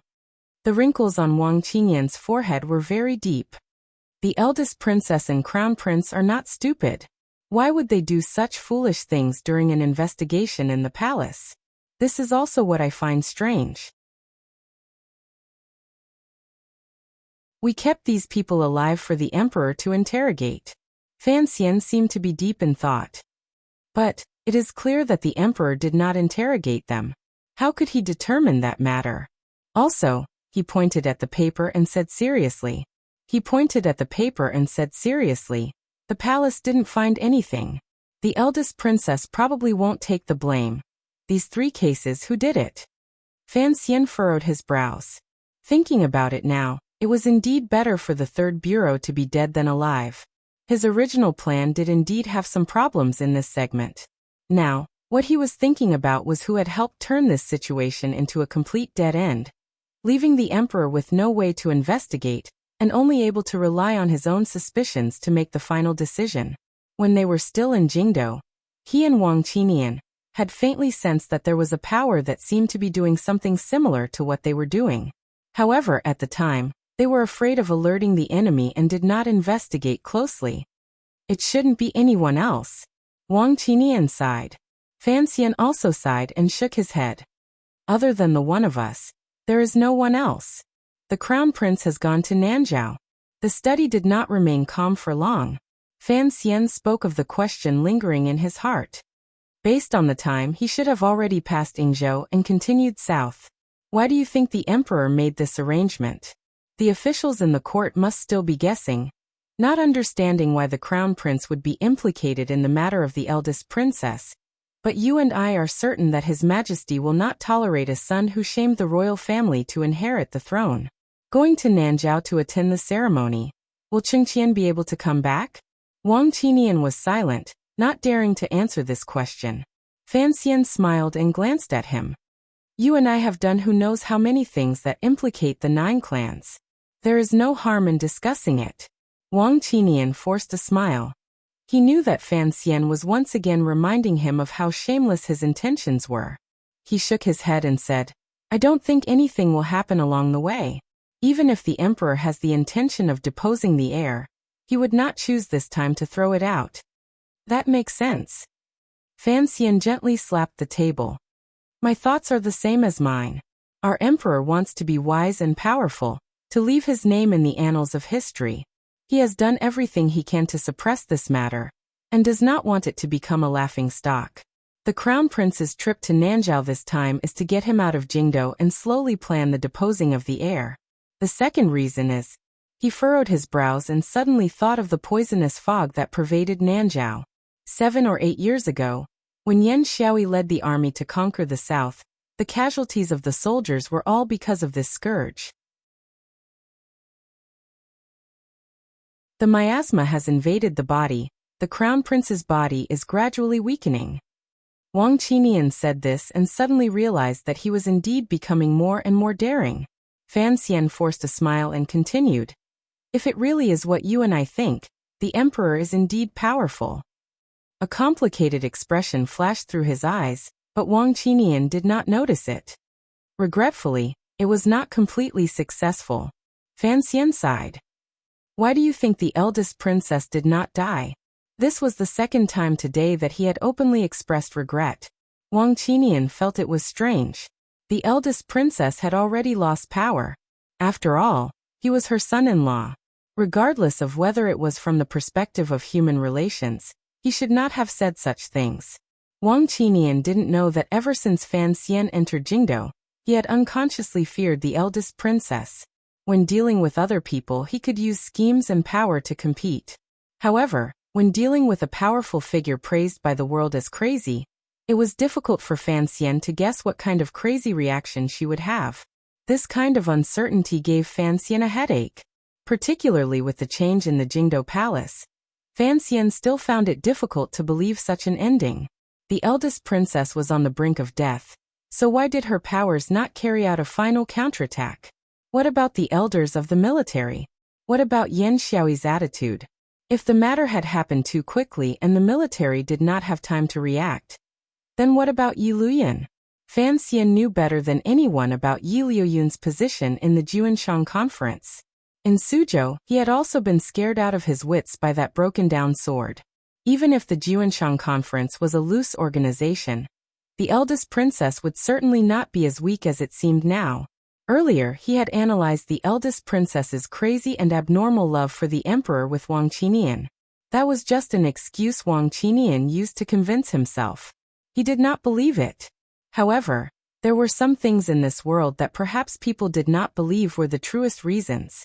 Fan Xian sat by the desk and sighed regretfully. After Wang Qinian left, he still couldn't stop sighing. Wang Qinian closed the door and unconsciously shook his head. He thought to himself that although the eldest princess had not died, from now on, no one in court would be a match for Commissioner Fan. This kind of result was already very good, so why did the commissioner sigh? In reality, the reason was very simple. Fan Xian was not a loyal official, nor was he a pure official. What he imagined was just watching the tigers and cranes fight in Jiangnan, and each get hurt.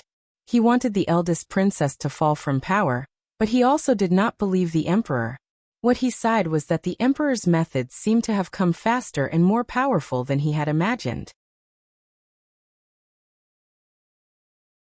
The emperor's power had not been damaged at all. Fan Xian sat alone in the study and silently analyzed everything that had happened in Jingdo. He faintly felt that perhaps the eldest princess was stubbornly waiting for the emperor's thunderous anger, because of her crazy feelings. It was clear that the emperor was holding back. Was it familial love? Fan Xian did not believe this. He flipped open the letters under the council newspaper. After reading them a second time, he thought deeply for a moment, and then began to write a reply. The letters came from his home in Jingdo. There was one for his father and one for Wanner. They mainly talked about Cece and the child in her stomach. They were all safe and did not need to worry too much. However, Wanner's letter mentioned the eldest princess matter. Although she did not explicitly say anything, it seemed that she wanted Fan Xian to say something in the palace. Fan Xian once again sighed in distress. He knew that his wife was a rare intelligent person. She knew how irreconcilable everything was behind the cover-up. However, she still wrote a letter for him to say something. This only proved that Wanner still had a mother-daughter relationship with the eldest princess. This was a very natural thing. The emperor was cold-blooded. Fan Xian was cold-blooded. It did not mean that everyone in the royal family was cold-blooded. Fan Xian wrote his reply seriously. To his father, he had to express his shock and confusion. To Wanner, his reply was mainly to comfort her. At the same time, he asked about Cece. Following this, he began to write a memorial, a secret memorial to the emperor. Although he did not directly plead for leniency for the eldest princess, he faintly expressed the concern that a son should have. After he finished writing, he looked it over carefully a few times and confirmed that this kind of attitude would not make the emperor think he was hypocritical or make the emperor angry. He sealed it with wax and had his subordinates send it through the first-class mail route. After doing all this, only then did Fan Xian relax slightly. Although he had been free and unfettered in Jiangnan these few months, his gaze had always been fixed on Jingdou. The mental pressure was great. Although the matter was not coordinated, it was basically proceeding according to his plans. He finally relaxed a little.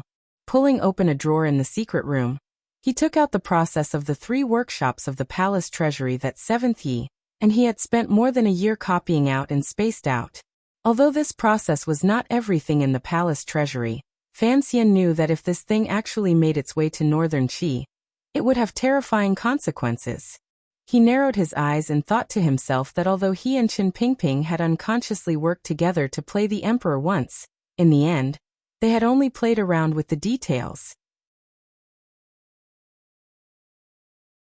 As for the larger picture, perhaps it was the emperor playing with him. 13th Wang has been idle for too long, Fan Xian thought. Fan Xian thought of this. He then got up, packed everything, and left the manor by West Lake.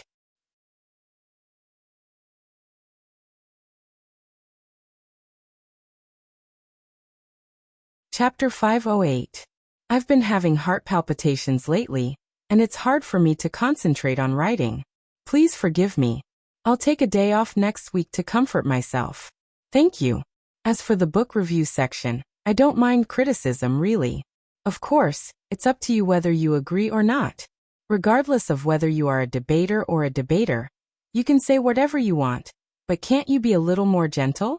Please try your best to maintain the peace in the book review section. Sorry to trouble everyone, please. It was right next to the West Lake in Hangzhou. It was almost dusk. The scenery of the lake and the mountains blended into the golden light. It was indescribably beautiful. In this patch of dusk, Fan Xian, alone, came to the top of a hill by the lake. Looking at the young man holding the green banner, he tilted his head and said, I heard you've been telling fortunes in Hangzhou recently and have received the favor of a few young ladies of large families? The young man holding the green banner was the last disciple of Sigu Jian and Dongyi, the 9th-level ace who had helped Fan Xian kill Yan Shendu. Fan Xian had always felt that the existence of this person, as well as his subsequent assistance to him, was somewhat absurd. It was like one of those avant-garde dramas he had heard of in his previous life. No matter how he savored it, it left a strange taste in his mouth. Although Sigu Jian, that idiot, seemed to have thought things through clearly, Fan Xian still felt that this matter was too ridiculous. Although not many people in the world knew of the relationship between 13th Wang and Sigu Jian, if Fan Xian turned hostile and denied it, how would Sigu Jian explain it to the eldest princess or Yan Xiaoyi? 13th Wang's face was facing the direction of West Lake. The faint golden light reflected off his handsome face, plating it with a comforting glow. It was very warm. Now the entire Jiangnan knows that I'm an expert under your command. The young man smiled amiably and said, Naturally, the officials will also give me some face. This fortune-telling business is definitely not bad. A light breeze blew across the surface of the lake and moved up the trees at the foot of the hill. It only slightly moved a corner of the green banner in 13th Wang's hand. It just happened to reveal the words Iron Minister. After experiencing the storm of Zhaosheng Money House taking over the Ming family's shares, the people who had been in Ming Garden at the time had already guessed that the young man standing behind the shopkeeper of Zhaosheng Money House was an ace Sir Fan Jr. had used to monitor the money house. The trusted aide of the imperial envoy was naturally doing very well in the Jiangnan area. Fortunately, you don't have the habit of harming innocent girls. Fan Xian smiled and stood beside him, tilting his head to glance at him. A complicated emotion rose in his heart. On the green hill by the lake, the surface of the lake reflected golden light, and the smooth face. This scene made Fan Xian involuntarily think of many years ago on the cliff in Danzhou. The man closest to him in the world seemed to also be surrounded by a ball of light. The man with the black cloth seemed to be saying goodbye to a certain place. What about 13th Wang? Fan Xian unconsciously shook his head. He didn't understand why he was used to associating this friend with the blind uncle. He missed Wu Zhu very much, particularly in such a peaceful situation in Jiangnan. He didn't know if Uncle Wu Zhu's injury had recovered or not. Even Chen Pingping didn't know where Wu Zhu was hiding to recover. What kind of injury would take more than a year to recover from? Fan Xian furrowed his brows. 13th Wang glanced at him curiously and asked, Sir Fan, is there something on your mind? Yes. Fan Xian did not hesitate and said straightforwardly, I have something I need your help with. What is it? The Crown Prince is heading in the direction of Nanzhou.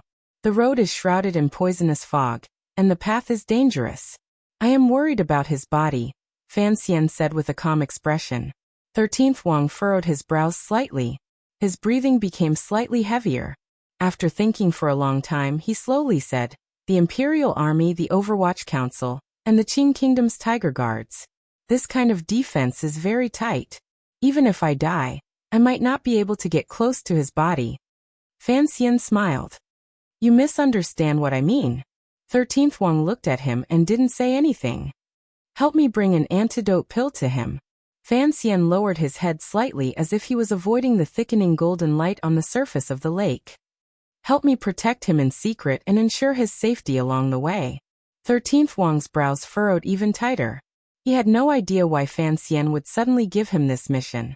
After hesitating for a moment, he quietly said, Why? Given my understanding of the situation in Jingdou, the eldest princess is under house arrest, and it is clear that the crown prince is about to lose power. Under the Qing emperor, there is no one who can stand against you. Fan Xian smiled. He didn't know how to explain, so he decided not to explain. What exactly happened in Jingdou? 13th Wang asked curiously like a child. This matter wouldn't have anything to do with you, would it? He unconsciously used the honorific you. Fan Xian spat and said without good humor, I'm in Jiangnan. No matter how long my hands are, they can't reach Jingdou. 13th Wang thought for a bit and agreed with this explanation. He scratched his head and said, But the crown prince is heading all the way south. It looks like your emperor has some thoughts. Sir Fan, you want me to protect him. Have you guessed something? But if I guess correctly, by doing this, aren't you opposing the emperor of your country? Presently, I have long become a secret that everyone knows. To openly oppose your emperor like this, are you not worried? Forget it, don't guess blindly. Fan Xian sighed. This matter has nothing to do with the emperor. It is purely a request from Wanner's letter. After all, I am half a member of the royal family, so I have to pay a price. 13th Wang smiled. He knew that what he said was a lie, but he didn't expose it. Fan Xian furrowed his brows and glanced at him. Don't laugh like a rabbit. Looking at it now, you're not an idiot either.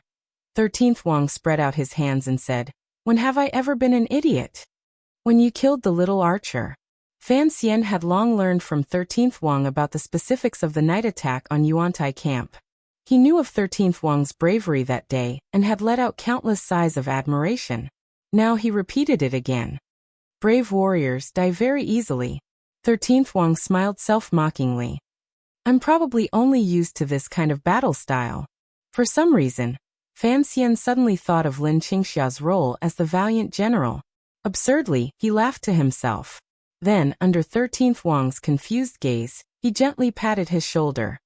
Your teacher wants you to follow me, presumably for something many years in the future. Since it is so, it is best if you value your life more. On the Nanzhou line, just follow in secret. It would be best if you don't have to fight. He was silent for a moment and then said, I'm not threatening you. However, the Ming family is now in my hands. The power to the east road of the palace treasury is also in my hands. You should know that during these 2 months, my cooperation with your teacher has been good, so please help me with this small favor. Watching the green banner disappear into the golden willows by the lakeside, Fan Xian fell silent. He crouched down and sat down on the green hill. He looked at the beautiful West Lake and the broken bridge that did not exist and had never existed in a daze. If Wang Qinian, who knew the inside story, knew of his plans, he would certainly be scared half to death and think he had lost his mind. However, Fan Xian knew he was not crazy. In the past, he wanted to bring down the Crown Prince because if the Crown Prince succeeded, he would not have good days. To protect the Crown Prince's life now, he had to create trouble for the Qing Emperor. Once the eldest princess and the Crown Prince completely died, there would be no buffer between him and the Emperor. A reduction in power would immediately come. Fan Xian was more worried about the safety of Chen Pingping and Fan Jian. Fan Xian knew that the Qing Emperor was a person who cared a lot about his reputation. From the incident in the royal palace, it was evident that the emperor had killed hundreds of people in the palace in order to cover up a scandal of the royal family. He had also tossed out the long-suppressed island massacre in the East Sea, and the details of betraying Yan Bingyun. Thus, the eldest princess' downfall had a solid reason.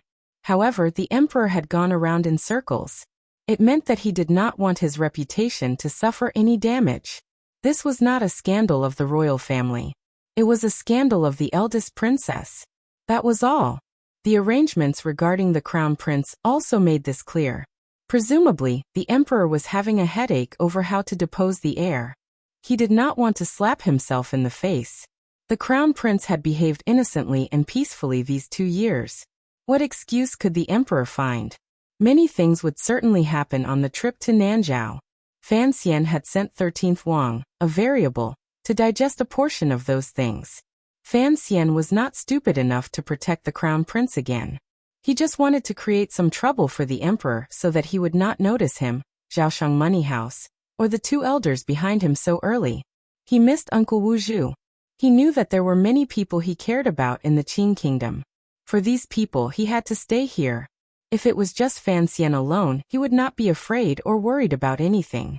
Even if he broke off relations with the emperor, he could still be arrogant and pretentiously raise his middle finger at the royal palace. In the eyes of the second prince and many clever people, everything around Fan Xian was actually power on paper, and would not be able to withstand a single blow. He knew that the people of this world all had a natural worship toward imperial power. Putting aside the Overwatch Council, even his Qinian unit and Sir Yin Jr., who was far away in Jingdo, might stand against him because of an edict. However, even if everything around him was taken away by the emperor's edict, he would not be afraid. He would not be correct. He had the heart of a modern person that had stopped for a long time. He never had a sliver of fear toward things like imperial power.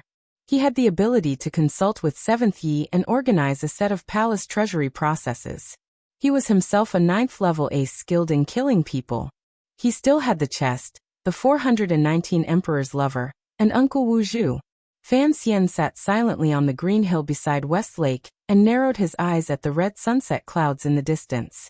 He thought to himself, if one day he was forced to raise his middle finger at the royal palace, what a spectacular scene it would be. The kingdom of Qing was the most powerful nation in the world. The eldest princess, Li Yunrui, had hidden behind the Qing emperor and done many things in the past decade. She had secretly obtained countless benefits from the other 2 great powers. For example, she had used the murder of Assistant Minister Fan's illegitimate son by assassins from Northern Qi and Dongyi to start a war again, seizing a large portion of Northern Qi's territory. She had also backhandedly sold Yan Bingyun to Northern Qi in exchange for Shaoan's return to the north. This had thrown the Northern Qi court into chaos, and the factions of the emperor and empress had once again clashed. Miraculously, the eldest princess, the Empress Dowager of Northern Qi, and Sigujian of Dongyi, had always maintained a good relationship. There was even a lot of cooperation regarding the palace treasury. He didn't know what those foreigners were thinking. No matter how they thought about it, The eldest princess's sudden imprisonment brought a violent shock to many places in the world.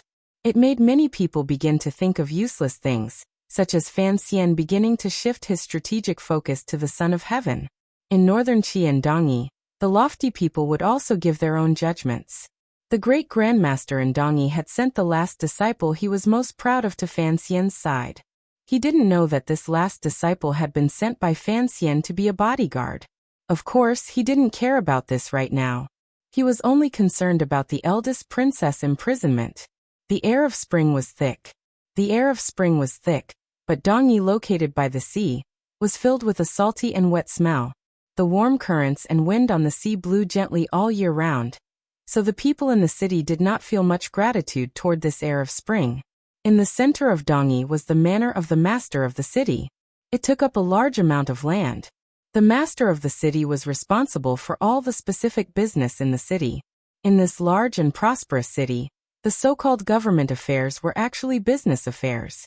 Problems with public security rarely appeared, because there were no great bandits who dared to make a move in a place with the most ninth-level aces in the world.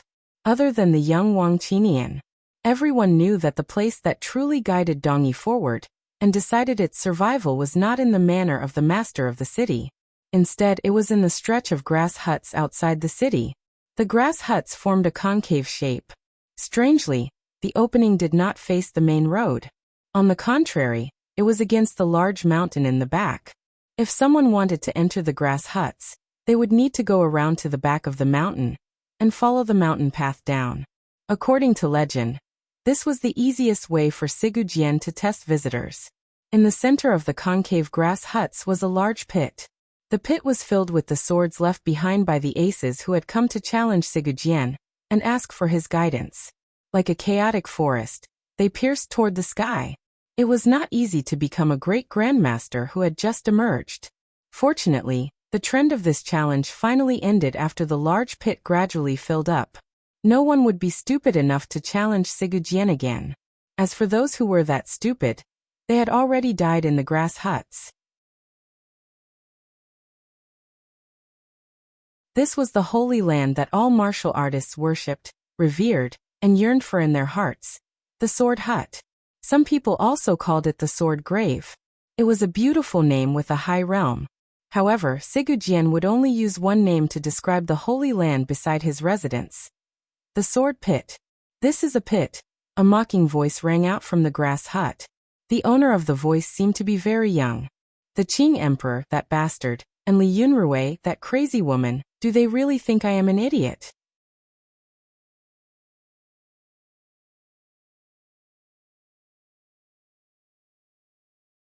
Chapter 509. Ingxiu's classmate confirms he is safe. Thank you, thank you. The voice in the grass hut was full of mockery and an almost arrogant sense of arrogance. It viciously criticized the high and mighty brother and sister of the Qing kingdom and said, "House arrest? Only an idiot would believe it.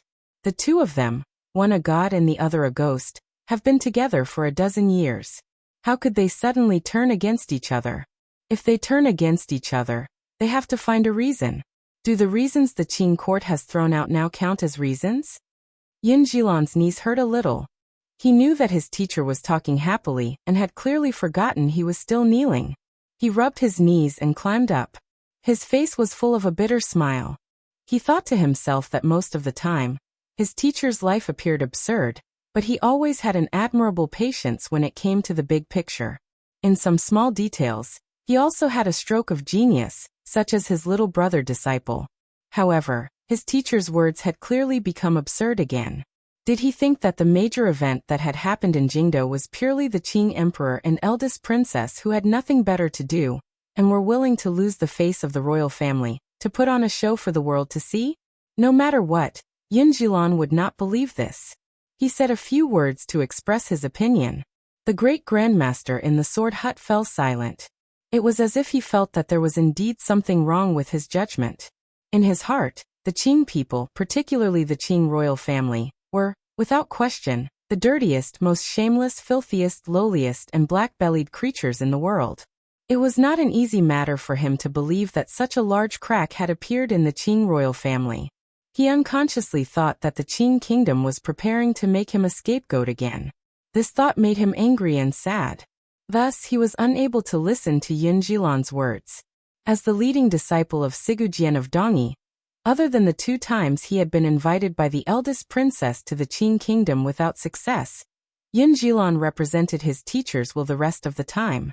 He cooperated with the master of Dongyi and maintained the peace of this city and the surrounding small countries. When it came to government affairs, he was much more astute than the great grandmaster known to the world as an idiot. Ever since the incident in Jingdo, he had acutely sensed that there seemed to be an opportunity in front of Dongyi. If they could grasp this opportunity, Dongyi's greatest threat could be eliminated.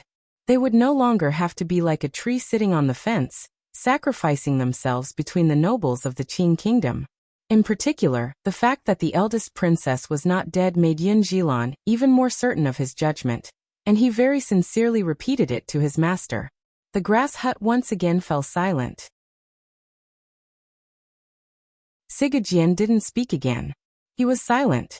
After a long time, the voice slowly said, "We cannot interfere right now. Who knows if it is a trap?" Yun Jilan expressed that he understood, but he was smiling bitterly in his heart. He didn't understand that the great swordsman in the hut, that idiotic grandmaster, was not only afraid of the Qing kingdom's evilness. More importantly, if Dongyi wanted to use the Qing kingdom's internal strife, they needed a good opportunity. As the most powerful country in the world, this kind of opportunity could not be created by outsiders. They could only wait for the people inside the Qing kingdom to send out an invitation. Regardless of whether it was Sigujian or Ku He, they were both towering trees outside of the Qing kingdom. These 2 trees could not easily express their attitudes or dance with the wind in the mountains. Once they went in one direction, it would not be easy to come back. Continue to watch and see what the Qing people are playing. The voice in the grass hut rang out again, giving an order to Yun Jilan. However, he didn't tell his disciple. For a long time, certain people in the Qing kingdom had been able to pass on important information to him through certain channels. Now he was weighing this information. "Yes, teacher." Yun Jilan prepared to go to the manor of the master of the city to discuss, when he suddenly thought of something. Turning around, he furrowed his brows and said, "The eldest princess of the Qing kingdom has already lost power. Fan Xian should be safe. In order to prevent anyone from discovering his identity, should we summon him back?" The last disciple of Dongyi Sigujian, 13th Wang, who held the green banner, had always been a mysterious figure. During these 2 years, many people, including Yun Jilan, only knew that his teacher loved this young disciple dearly. They had never had the opportunity to enter the hut to see what this young disciple looked like. It was only during the Jiangnan Ming family's competition for merchants that Yun Jilan learned for the first time that his teacher had sent his disciple to Fan Xian's side. Yun Jilan did not understand. More than that, he felt faintly uncomfortable. After all, within the Qing court, the young man surnamed Fan had always been Dongyi's greatest enemy. During these years, he had ruined countless things for Dongyi and killed countless people. Even Yun Jilan himself had almost died to the Overwatch Council's assassination. The aces and assassins of Dongyi had fought guerrilla warfare with the 6th Bureau of the Overwatch Council in Jiangnan for half a year. Although Yun Jilan accepted his teacher's change in attitude toward Fan Xian, he felt a little conflicted in his heart. "I know what you're thinking," the voice in the grass hut said mockingly. "You still think it's wrong for me to help Fan Xian. Actually, you're wrong. It's not that Fan Xian needs our help, it's that we need Fan Xian to accept our help. Li Yunrui's side is already finished, at least on the palace treasury side. We need Fan Xian. In reality, the Ming family has already been finished these few months, but it has not affected Dongyi. What does this mean? It means that Fan Xian has already accepted our help." Yun Jilan lowered his head slightly and said, "But, in this way, at least 30% of our channels are under Fan Xian's control. This young noble of the Qing kingdom has always turned hostile like flipping a book. Once he becomes ruthless, it will not be easy to deal with. Why would he be moved?" In the grass hut, Sigujian's analysis walked the path of wisdom and was not muddled at all. In the past, the 2 sides only fought on a small scale, and did not touch upon their roots. The reason there was conflict at that time was because of Li Yunrui in the middle. Now that Li Yunrui has been imprisoned, there is no longer any conflict of interest between Fan Xian and me. Why would he take the risk of a complete fallout and be moved? Yunjilan's heart jumped. He understood his teacher's words between Fan Xian and me.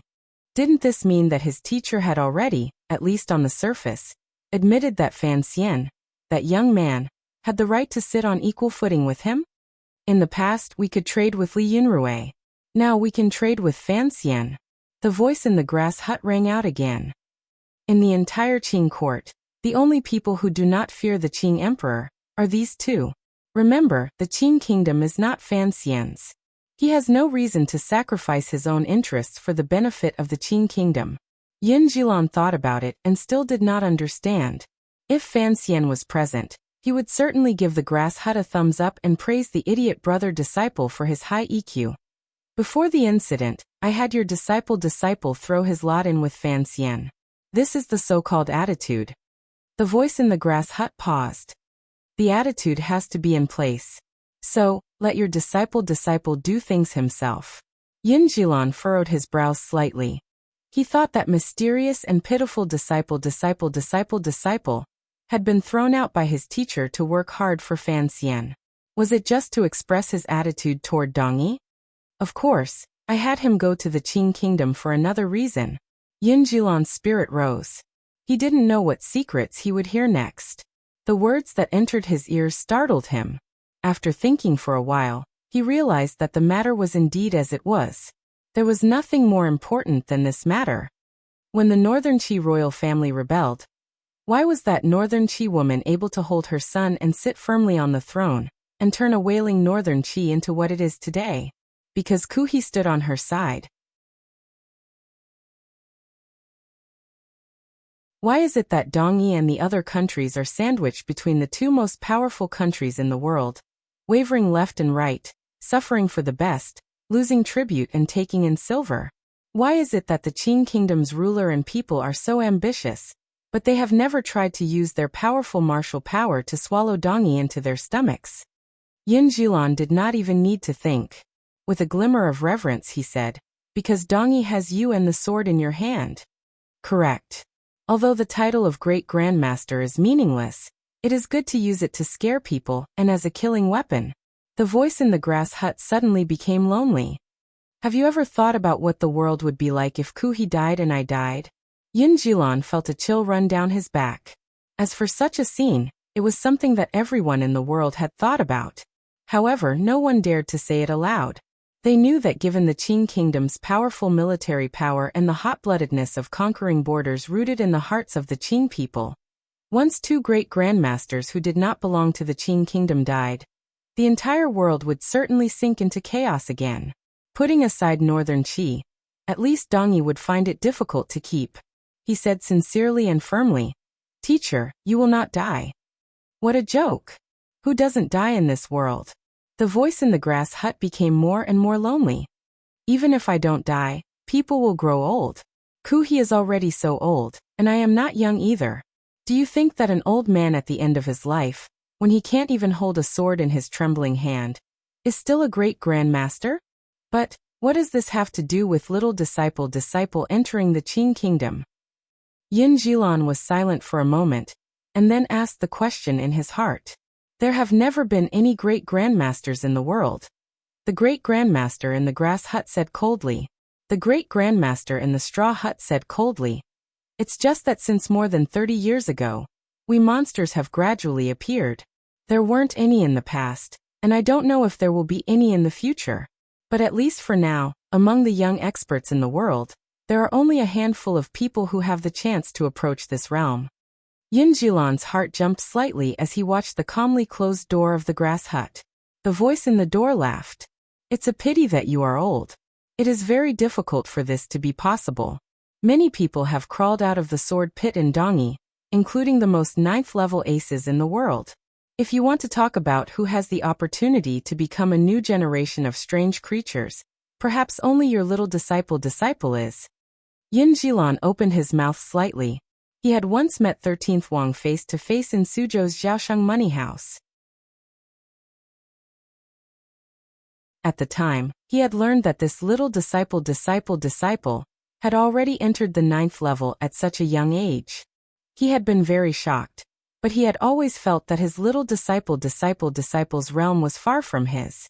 How was it that in his teacher's mouth, he was the person most likely to enter the great grandmaster realm? This is a problem of one's nature. Sigujian's voice finally became as confident and indifferent as a great grandmaster's. If one desires something to the extreme, one must not care about something. You can't, and the knife-wielding master under Ku, he called Lang Tiao, also can't. Actually, these years, presumably, Ku He and I have both been troubled by the problem we spoke of earlier. Once we grow old and die, what will happen to the land behind us? Thus, we have to resolve this problem before we die. I chose your little disciple, Ku He. He chose Haiyang. Coincidentally, they are each other's last disciples. Even more coincidentally, Ku He sent Haitang to Fan Xian's side. Sigujian's voice carried a glimmer of mockery. Even if it wasn't him who sent her, at least he must be very happy that something happened between Haitang and Fan Xian. Since he could send her, I could also send her. However, Haitang is a girl. This is a great advantage. Yin Jilan was dumbstruck. He had no idea how the great grandmaster's plan to raise Fan Xian was brought up. He didn't understand why Ku He and his teacher, these two great grandmasters, would send their last disciples one by one to Fan Xian's side. Are there really only 4 strange creatures in the world? Sigujian asked in a quiet voice. Yes, perhaps there are only 4 strange creatures. That strange creature never seems to age. You should know him, that blind man. Yin Jilan's heart grew cold. He knew that his teacher was talking about a mysterious figure who had secretly traveled through Dongyi many years ago. But you don't know that Fan Xian is that blind man's disciple. The person in the grass hut smiled. Isn't this a very interesting matter? The last disciples of strange creatures should all be together. Fighting and talking will allow the 3 of them to improve greatly. This is the so-called training. Of course, presumably, Ku He is thinking the same as me. He wants his disciple to go to Fan Xian's side to get a bit of good luck. Luck? Yin Jilan stared at the tightly closed door of the grass hut. What kind of conditions are needed to become an old strange creature? Intelligence, cleverness, hard work, but most importantly luck, Sigujian sighed. There are countless cultivators in the world. In the end, only a few people succeed. Is it the heavens being unfair? Or is it something else? In reality, it is just that our luck is a bit better than other people's. In the end, he said, what happened 30 years ago was already proven. To become a great grandmaster, one must have this kind of luck. Then, one must try with the blind man.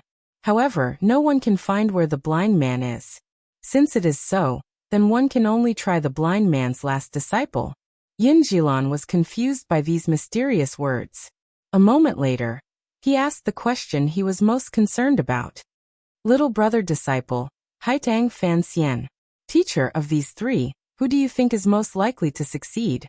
Among these 3 top aces of the younger generation, other than 13th Wang who was still a nobody, Haitang and Fan Xian stood, without question, at the peak of their age group. At such an age, they had already entered the 9th level. Each of them had a good teacher.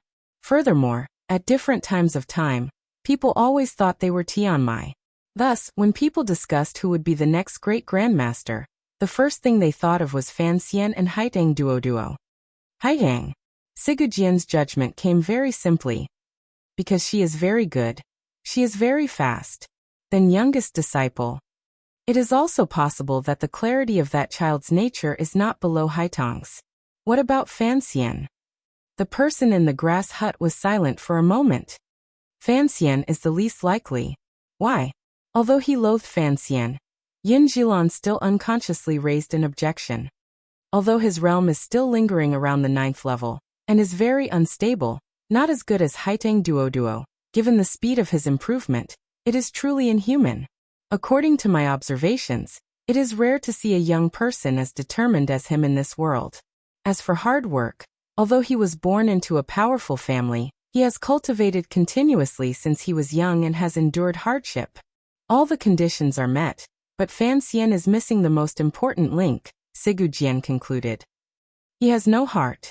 This young man has no heart for this world. Since he has no heart, naturally, there is no nature to speak of. If he wants to enter the realm of the heavenly path, he will have to give up everything in his hands. Is he willing to do that? Fan Xian was a normal person, so he was unwilling. Although the blind man is an extraordinary person and can bring luck to his opponents, his own luck is not very good. Furthermore, he cannot be a good teacher, Sigu Jian said in the end. I miss the blind man very much. It is a pity that after disappearing for a dozen years, he came out to find Ku He, that big baldy. Yes, it is a pity. Yin Jilan heard the sound of a sword being unsheathed in the hut. Among the great grandmasters, Yi Luyan was a carefree person who never took on disciples. Sigu Jian, on the other hand, took on a wide range of disciples. If one included those who were registered, there were at least 50. Thus, the levels of his disciples were mixed. Although there was a 9th level ace like Yin Jilan and a mysterious young man like 13th Wang, there were still many who did not make it. As for the Northern Qi Imperial Advisor Ku He didn't take many disciples. Each one of them was a top ace, such as the Northern Qi Emperor's martial teacher, the 9th level ace Lang Tiao, and Haiteng Duo, who wore flowery clothing and was known as the Tian Mai being. The blind uncle Wu Zhu also had disciples. However, his first disciple and last disciple were both the same person, Fan Xian. What Sigu Jian said was correct. The great grandmasters were also people. They also had to consider the problems behind them. Thus, these strange creatures all put a great deal of effort into their last disciples. Of course, they only did so in secret. They didn't want this pressure to interfere with their disciples' cultivation. Haiteng, Fan Xian, and 13th Wang had yet to appear in the same place at the same time. If there was such a day, it would certainly be an interesting sight. You're tuning in to the Li Mei's Wuxia Whispers YouTube channel. We're so grateful for your support, and don't forget to subscribe to join us on this incredible journey through captivating stories. Your generosity through donations truly makes a world of difference, as it's the primary source of revenue that allows me to expand and enhance this channel for you. Thank you from the bottom of my heart for being a part of this adventure.